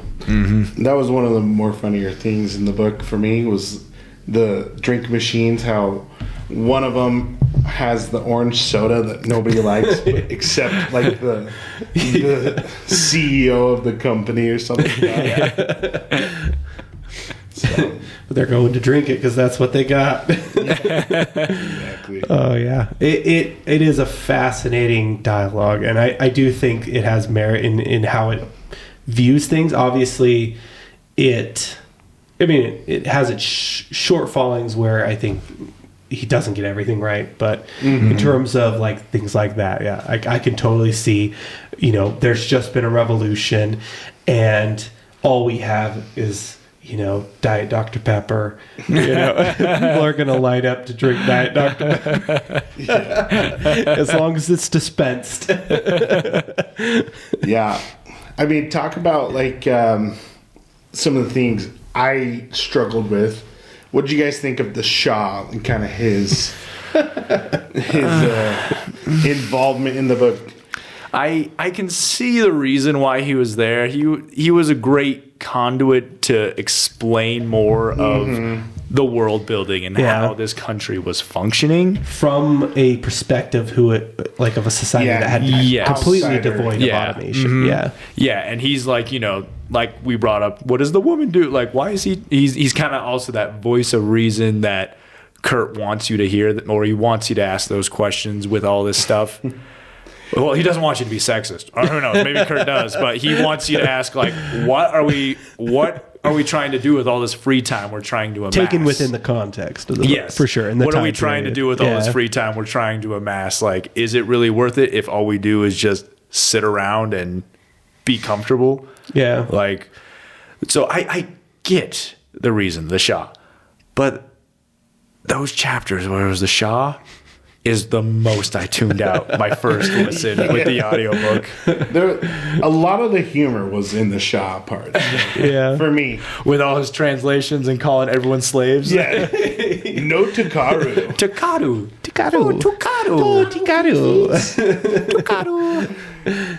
Yeah, that was funny. And I do the barbershop scene, which I do feel like he missed out on a really funny, to make it even funnier. I do feel like that was pretty funny, where the barber just goes on this tangent. He's just talking to the Shah, like, Oh yeah, back in the war, like. Yeah, that is one thing I absolutely loved about the book was the just variety of characters. I will say Kurt Vonnegut does a fantastic job at just popping in these random characters who seem so vastly different. Like I want to touch on the character descriptions real quick. Let me find a quote, but like with the barber, I think I have found those. All right, so this is so when Paul's at the retreat, the meadows, which was also pretty hilarious. Yeah, I think that was Kurt Vonnegut's way of saying how much he hates those kind of things. Have either of you worked for like a big corporate company? Like, electrician isn't quite like office. You but never, like, my dad is a mechanical engineer, and his company would have work parties, not a week retreat like that, where it was that extensive. But I remember those work parties being awesome because they gave out prizes all the time. They had booths with prizes for all the kids, and I could play them as many times as I want. I came back with so much cool new junk to play with, and they had like dozens of inflatables, like obstacle courses, slides, just on a ranch somewhere. It was so much fun. I remember always looking forward to it every year until they stopped. So like, heck, I don't even know if my dad talked to any of his co-workers there for all I know, but I was too distracted with all the cool stuff to do. I've lived in both worlds where I've had the corporate experience and like the small business experience, but it is, and Kurt I think said this in like some kind of discussion at one point at the end of the book. There's like a little dialogue about him, but somebody gives us a bunch of stories about Kurt Vonnegut, but he talks about how the ceremonies were almost cultish in a way, and you can see that a lot in how he presents the ones in this book. You know where he worked before he became an author? Didn't. He worked for GE. No way. Oh my gosh, that kind of makes sense. He was the public relations manager. Oh my gosh. Oh man. There you go. Okay, I can see. I can see his viewpoint I thought there. that was interesting for sure. So, and I'm leading up to these character descriptions of how much I just absolutely love the way he wrote these out. But the master of ceremonies at the work conference, he says, a fat, red old man with breasts like a woman sticking through his wet T-shirt thrust a songbook into his hands. I could picture that. That is a well-written description.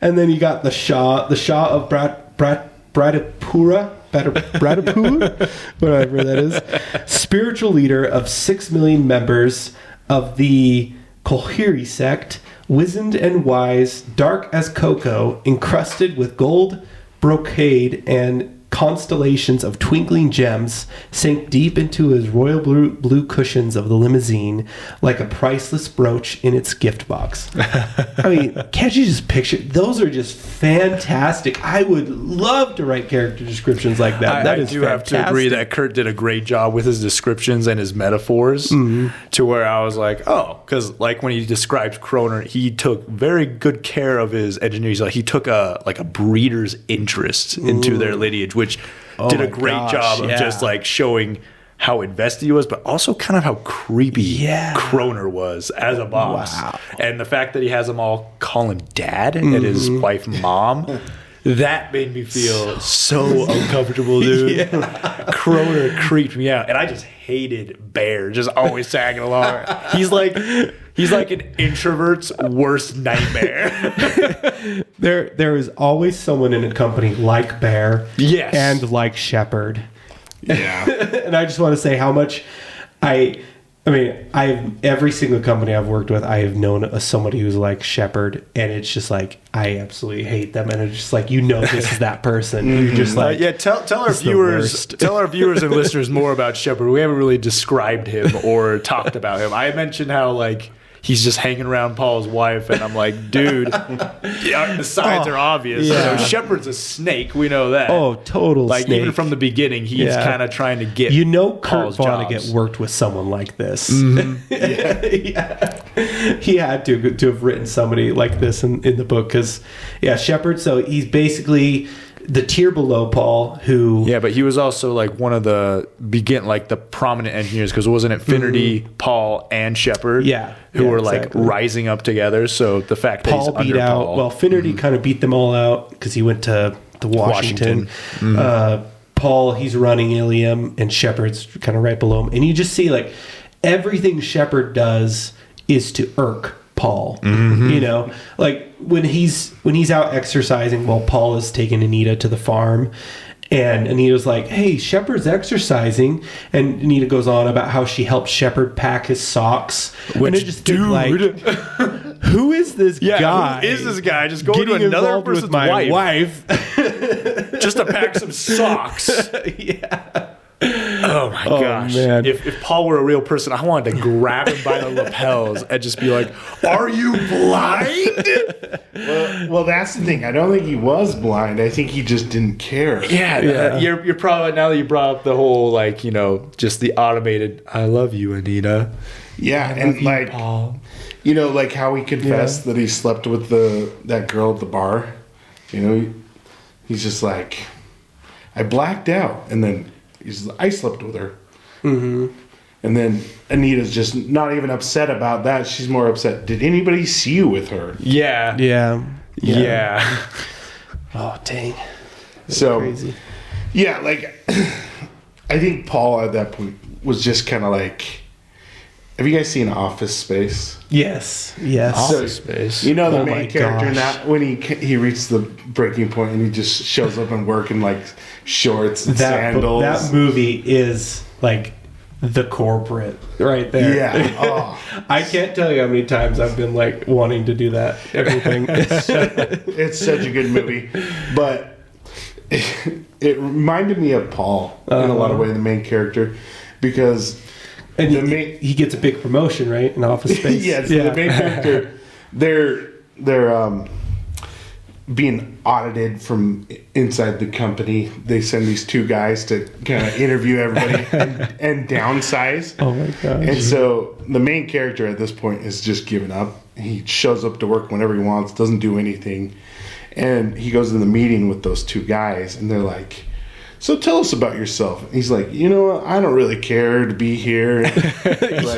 Pretty much walks out on them or something. And they're like impressed by it. His apathy basically ends up promoting him into they give high-paid position. They give him a promotion because they were so impressed by him. Like, wow, he just doesn't care. We love his moxie. And that's what I kind of related to Paul. That is a great they later on in the book when they're like, oh, we're going to fire you so you can infiltrate the ghost shirts. And he's like, you know what? I quit. They're like, oh, that's great. Perfect. Take, yeah. Take the initiative. We need that. Which I thought was pretty hilarious. Oh, my gosh. See, I wasn't thinking of that. My problem was, since we read Red Rising before this, and I started reading Golden Sun and Morning Star after this. As soon as I heard, like, yeah, we want his reading we experience. we want you to infiltrate the Ghost Shirt Society. I'm like, I've read this. It's better. Darrow is the one going to do it. Like, I've read a better version of this. I want to go to that. So it did kind of hamper my experience of this book. So blame Pierce Brown. But it's funny because Paul goes to the ghost shirts and he doesn't do anything. No, he doesn't. They automate his part in the revolution. So it's funny. He's just kind of like bouncing around. Yeah, and he's just there. Yeah. He's like the main guy that they're using, but he just doesn't do anything for either group. But they both use him as like, the means to an end to fulfill their purpose and everything, which is pretty funny. Yeah, that totally makes sense. And really, that is there are so many small like inserts of the theme of automation in the book, and I honestly didn't notice most of these that you're bringing up, like the inserting into the ghost shirts thing, and how even Paul's process in that was automated, and it's just like, yeah, that is a part of human nature to essentially make things easier and produce more in the same process, or produce what we need, and that's kind of the nature we fall into no matter what. And even then, when Paul is trying to get away from it, he still kind of finds himself being put right back into it. Yeah, it's like inescapable. And like that's kind of how the book ends, on somewhat of a bleak note. Like the rebellion just fails completely. Yeah, it like sparks and then just fizzles. Yeah. Yeah, that's like what I meant at the beginning, where like it does get action packed, but it's like a musket. It happens. There's like, yeah, we're doing this, and then just they're done. Yeah. And they're like, yeah, like you said, they're in front of a drink machine now trying to get the orange drink that no one wants. Yeah. But for me, like, I feel like the most important part was the courtroom scene with Paul, and I feel like that's where he showed, actual, motivation to actually do something. And so, yeah, it's just interesting because, like, he's in the courtroom scene telling, like, what he thinks, saying, the people should be the ones that decide what happens with these machines. Like the machines have ruined our opportunity for the pursuit of happiness. The whole purpose. He's of hooked up to the lie detector, right? And that becomes part of the issue within the courtroom scene. We have to do the test for it, but and then the ghost shirts just come and break them out. In the middle of the whole process. Yeah, and it's interesting with the fact that he says, or the things he's saying are true or coming out as truth within the lie detector, right? But it also is funny because it detects half truths, which is funny.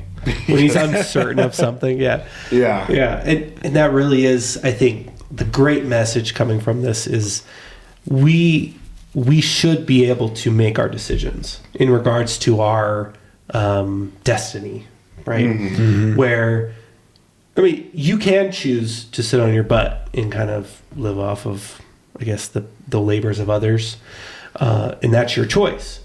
And obviously that'll get you somewhere. But when you choose to produce and create and actually benefit, there are, ways of kind of, what do you call it? Just the karma.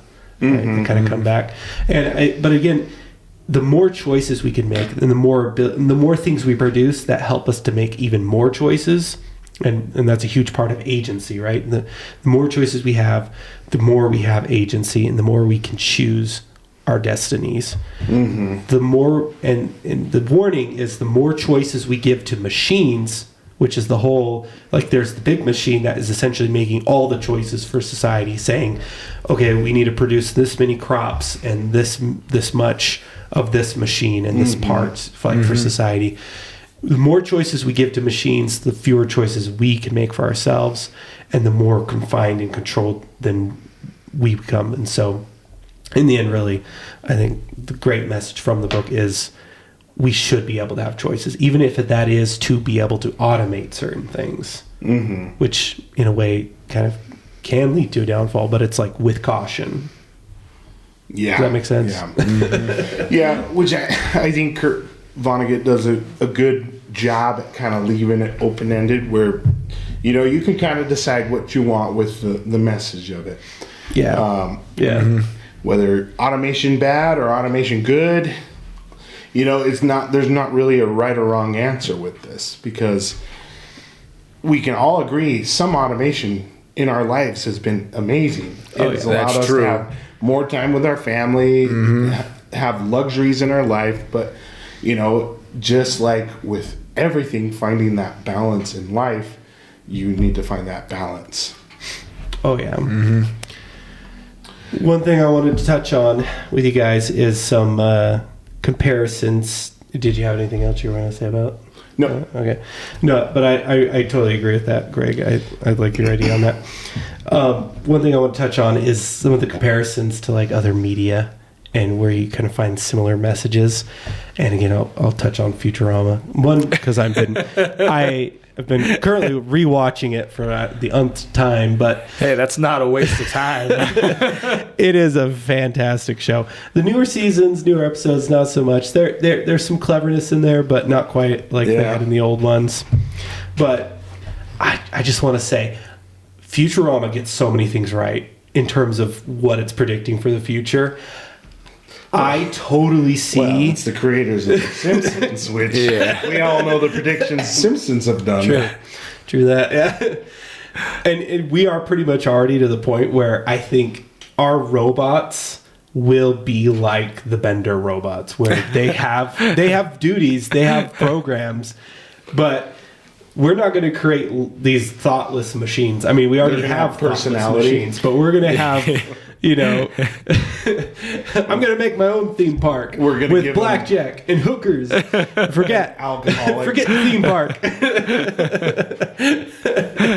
It's like, we will build machines after our image. Yeah. And it's already kind of happening. And even our flaws and vices will show, I don't know if you guys have seen some of the AI they've produced, but they are like specifically meant to be human-like, where people get attached to it. Yeah. And like, they'll go to this AI engine and they'll talk to it, and it talks to them like a human, and it will console them, and people are like losing their minds talking to this AI, thinking they're like falling in love with it. Yeah, that's what makes it so scary. That's why I think it's the downfall of man. Ooh. Oh yeah. So there's following on top of that, Derek, episode of Futurama where Fry wants a girlfriend, and they're like, "Why don't you just?" Or he's like, "Oh man, I wish I could, just pick a celebrity from my time," and they're like, "Why don't you just do that? You can." And they hop on the internet, go to what is it, the Napster or something, the Napster of of celebrities, and it's basically. There's just such a fantastic show that the amount of avenues they go for jokes is just so good. But he goes to build a robot of Lucy Liu, ends up falling in love with this robot, and I just love how the professor always has on hand these little documentaries about things, and it's like why you shouldn't date robots. Why and it's like it's exactly what you're saying about how the taboo of dating robots basically came on because people were dating robots and not actually dating each other and not producing babies, and then humanity essentially collapsed. And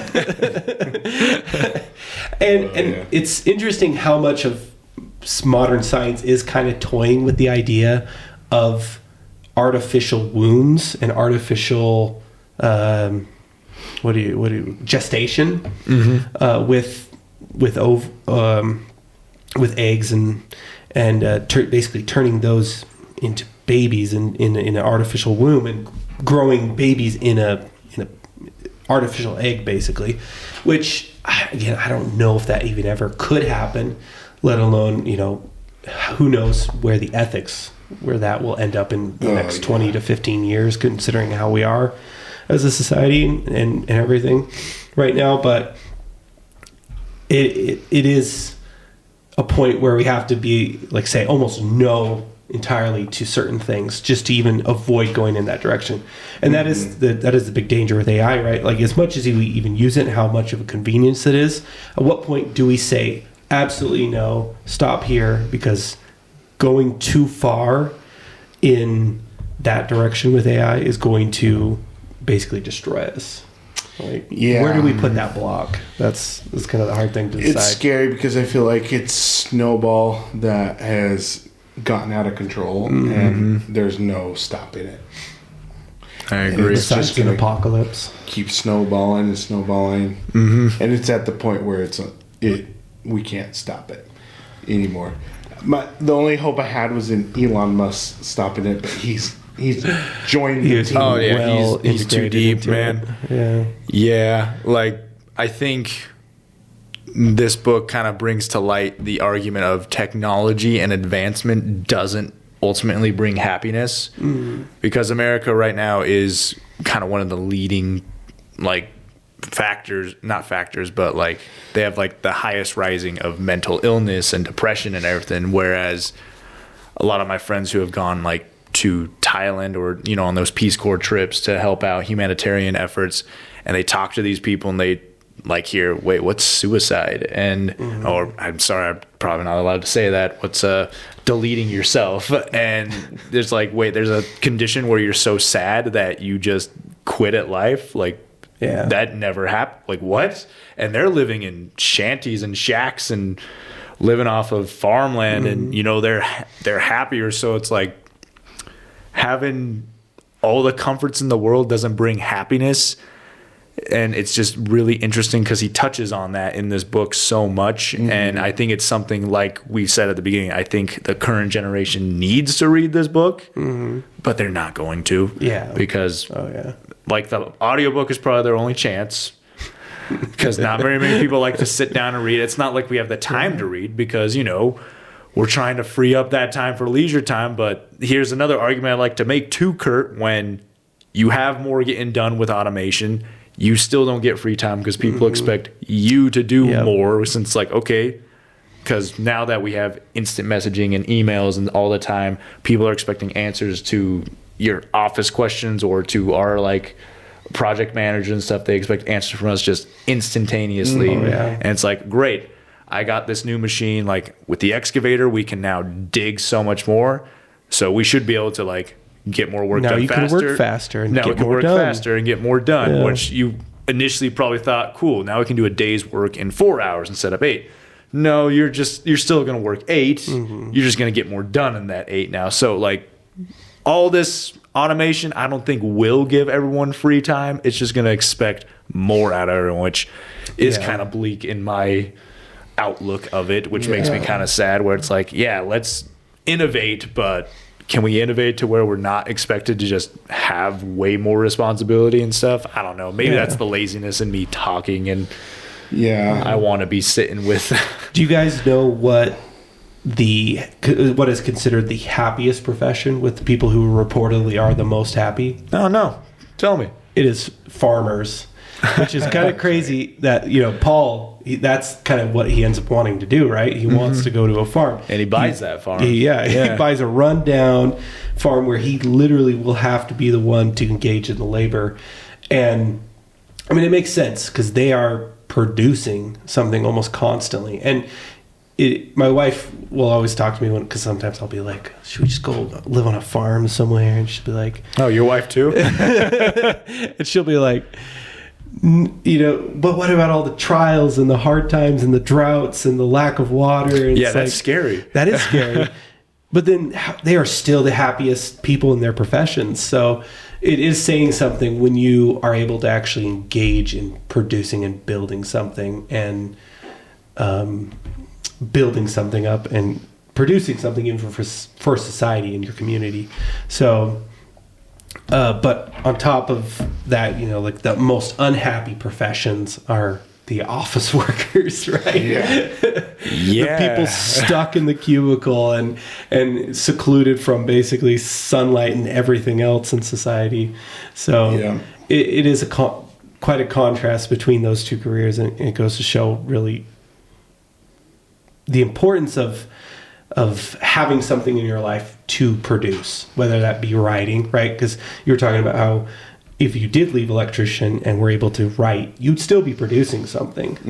And hopefully, we don't get to the point in Kurt Vonnegut's society where writing is so regulated, even though, to a point, Oh, yeah. We're kind of headed that direction, right? With all the banned books that we have. The S word or the R words online.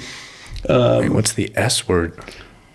Unallowed. Deleting yourself. Oh, what I said. I'm so sorry. Okay. I was trying to avoid I was like, saying is this it, stupid? We can say stupid.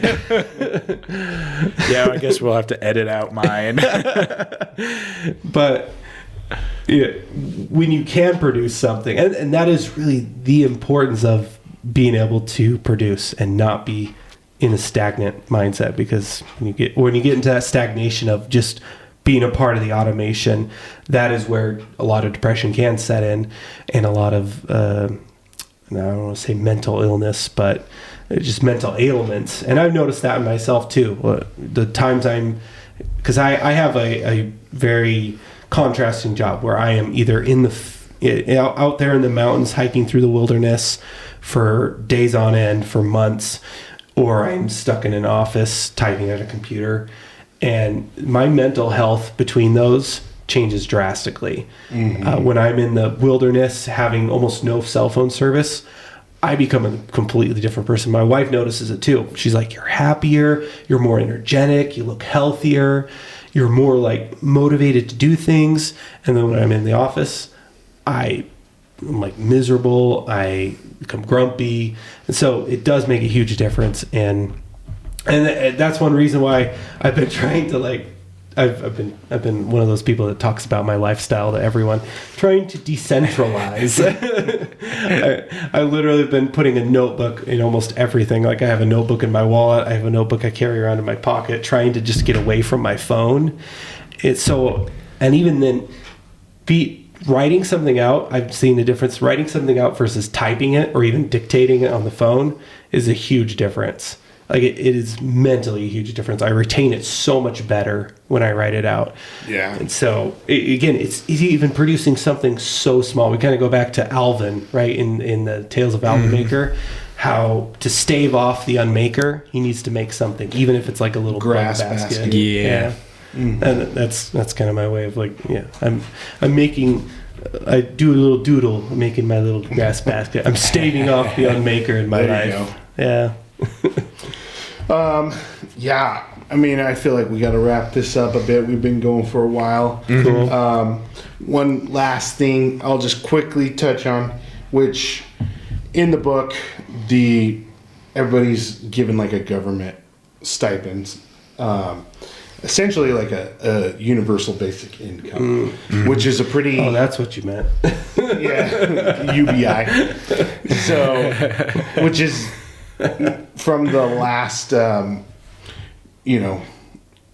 presidential race with Andrew Yang, that became more of a hot topic.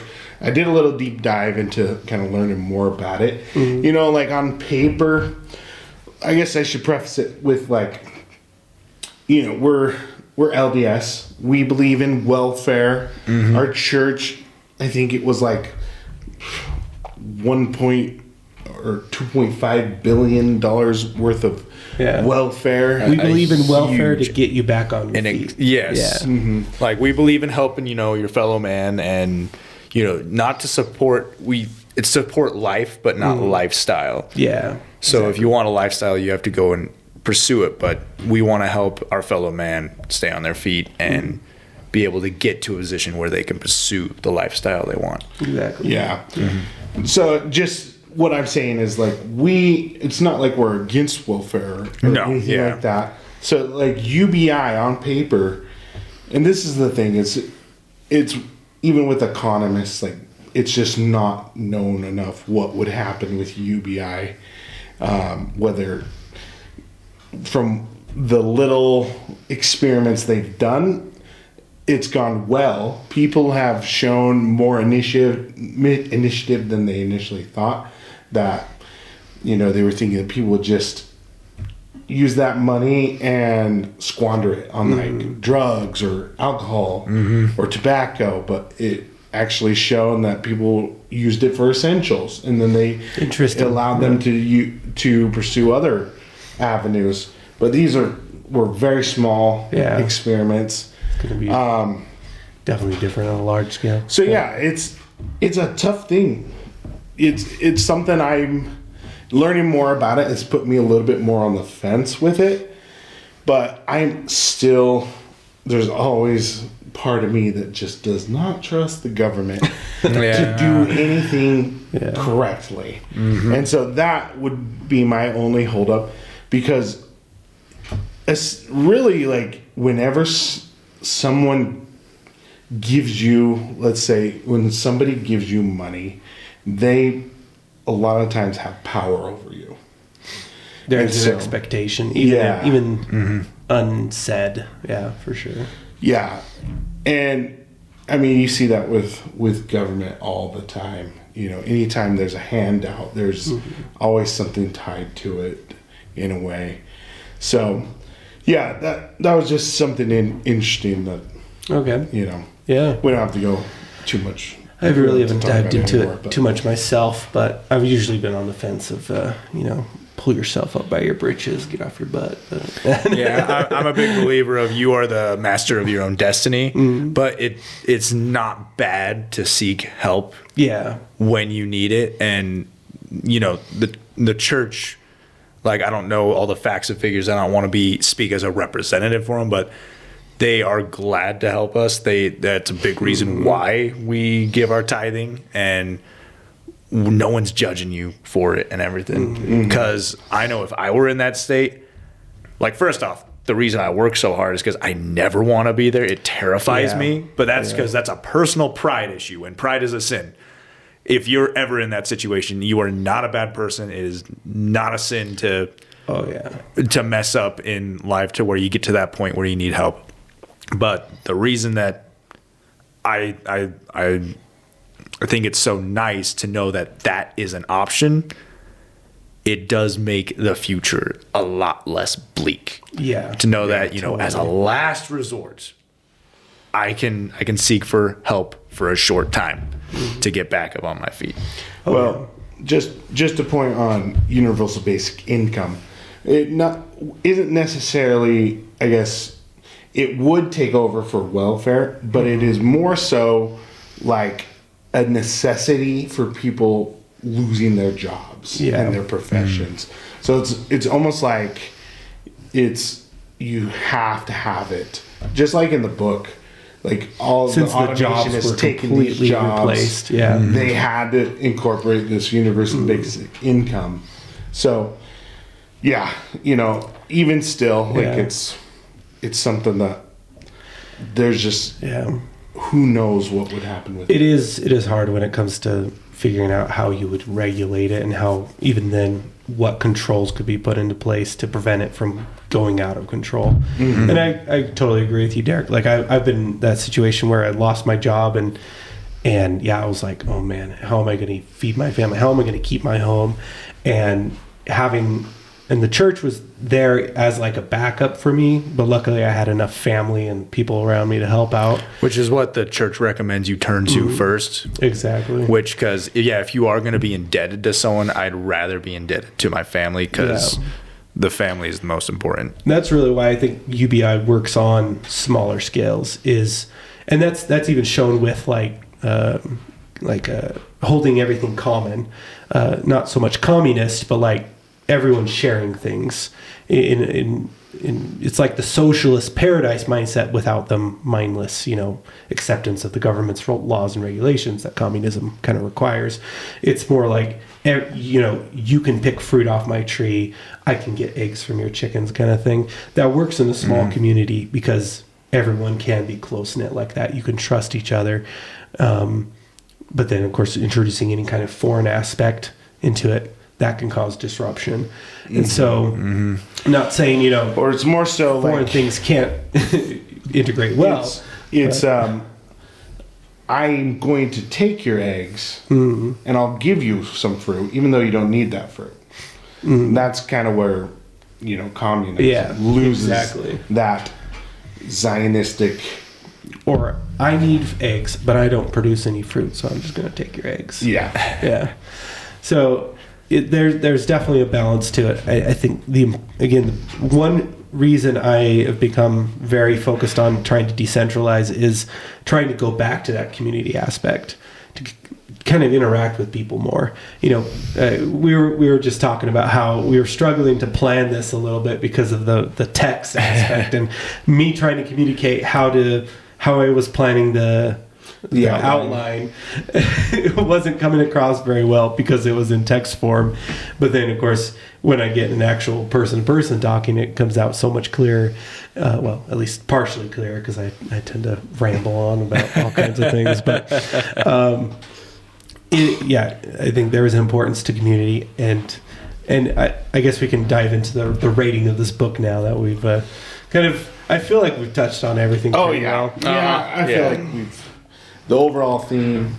I've hit it all my points. Oh yeah. I want to say this book has kind of opened up for me, talking with you guys. My initial and again that is the importance of this book, to generate discussion on this topic, to get everyone thinking about it, what we're doing, where we're going. Yeah.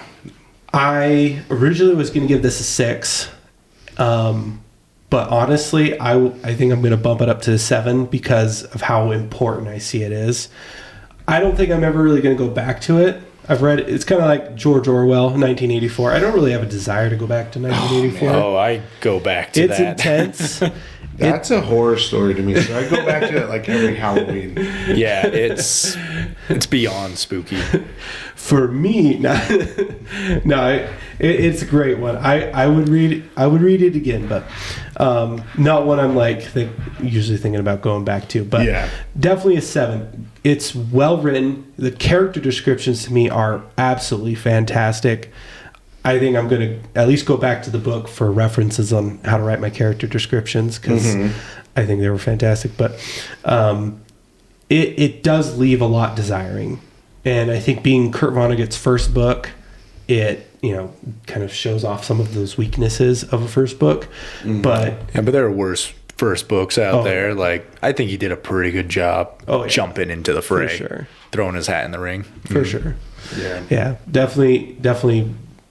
Like I said, I can go on and on about the character descriptions, but solid 7 for me. Definitely upgraded because of the conversation.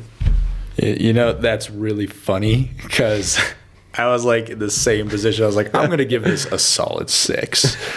But after talking about it with you guys, especially with Greg showing like the subtleness of the automation just taking over, I didn't see that. And now I'm like, oh my gosh, Kurt Vonnegut's actually kind of low-key genius for doing it that way.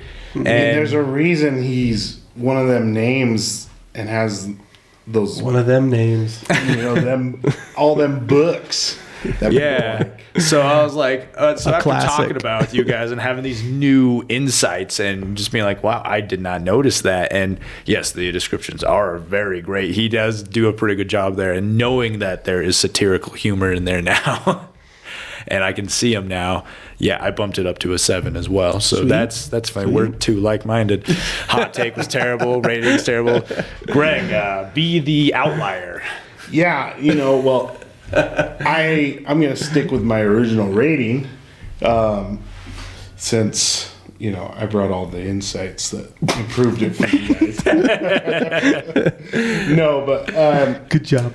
I do think it is well written. I think the struggle through this was solely just not kind of my book, not my genre.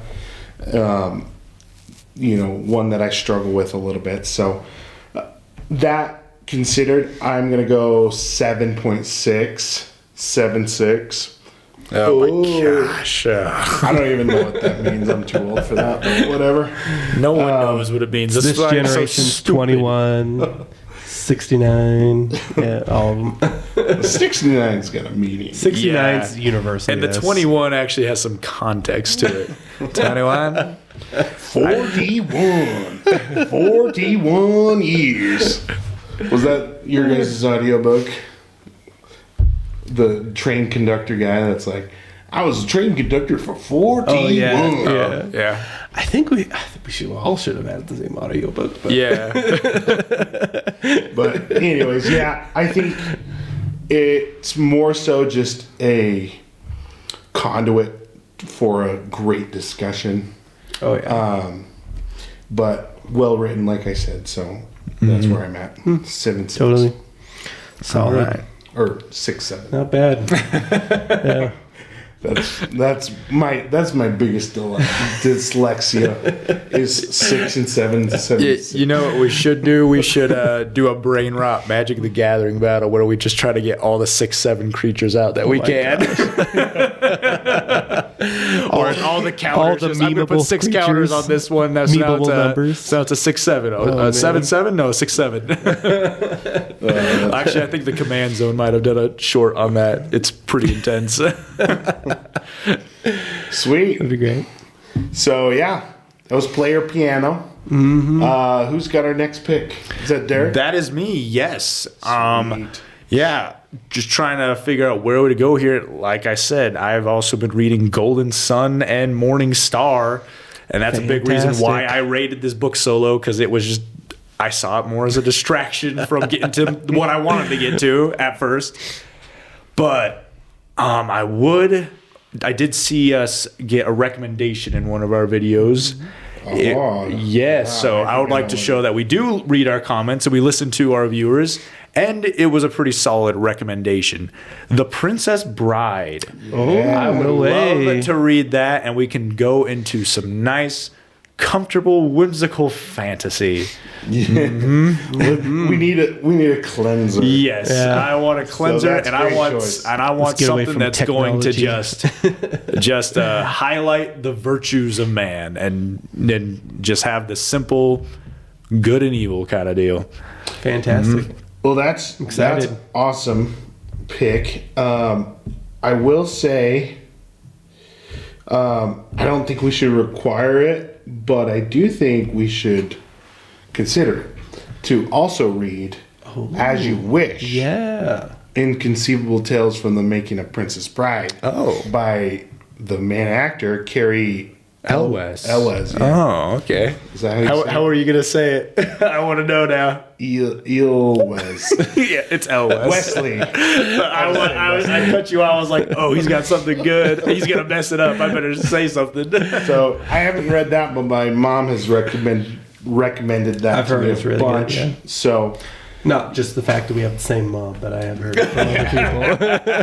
But of course, we're going to be watching the movie as well. Absolutely. Reading the book. Absolutely. If we want to add that to it, I don't think it's too long, so that could be a good little addition to it. We probably should also watch some Psych, since Carrie Elwes does in Psych as well. Well, if that's the case, then we should Seinfeld.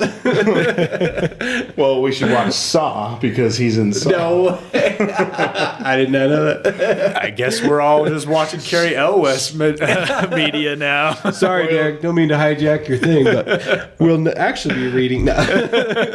Spoiler alert. He cuts his foot off. I'm excited. Princess Bride. Let's do it. That's going to be fun. Good pick, Derek.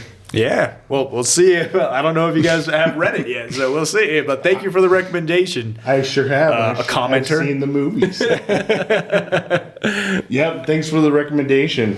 Give us more. Tell us what you want us to read. Yep, please do. You And know.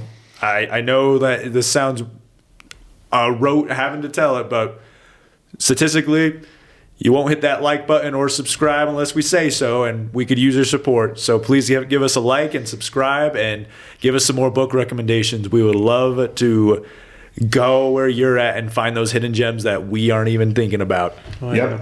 Like, comment, subscribe. And share. We're also looking for sponsors or donors.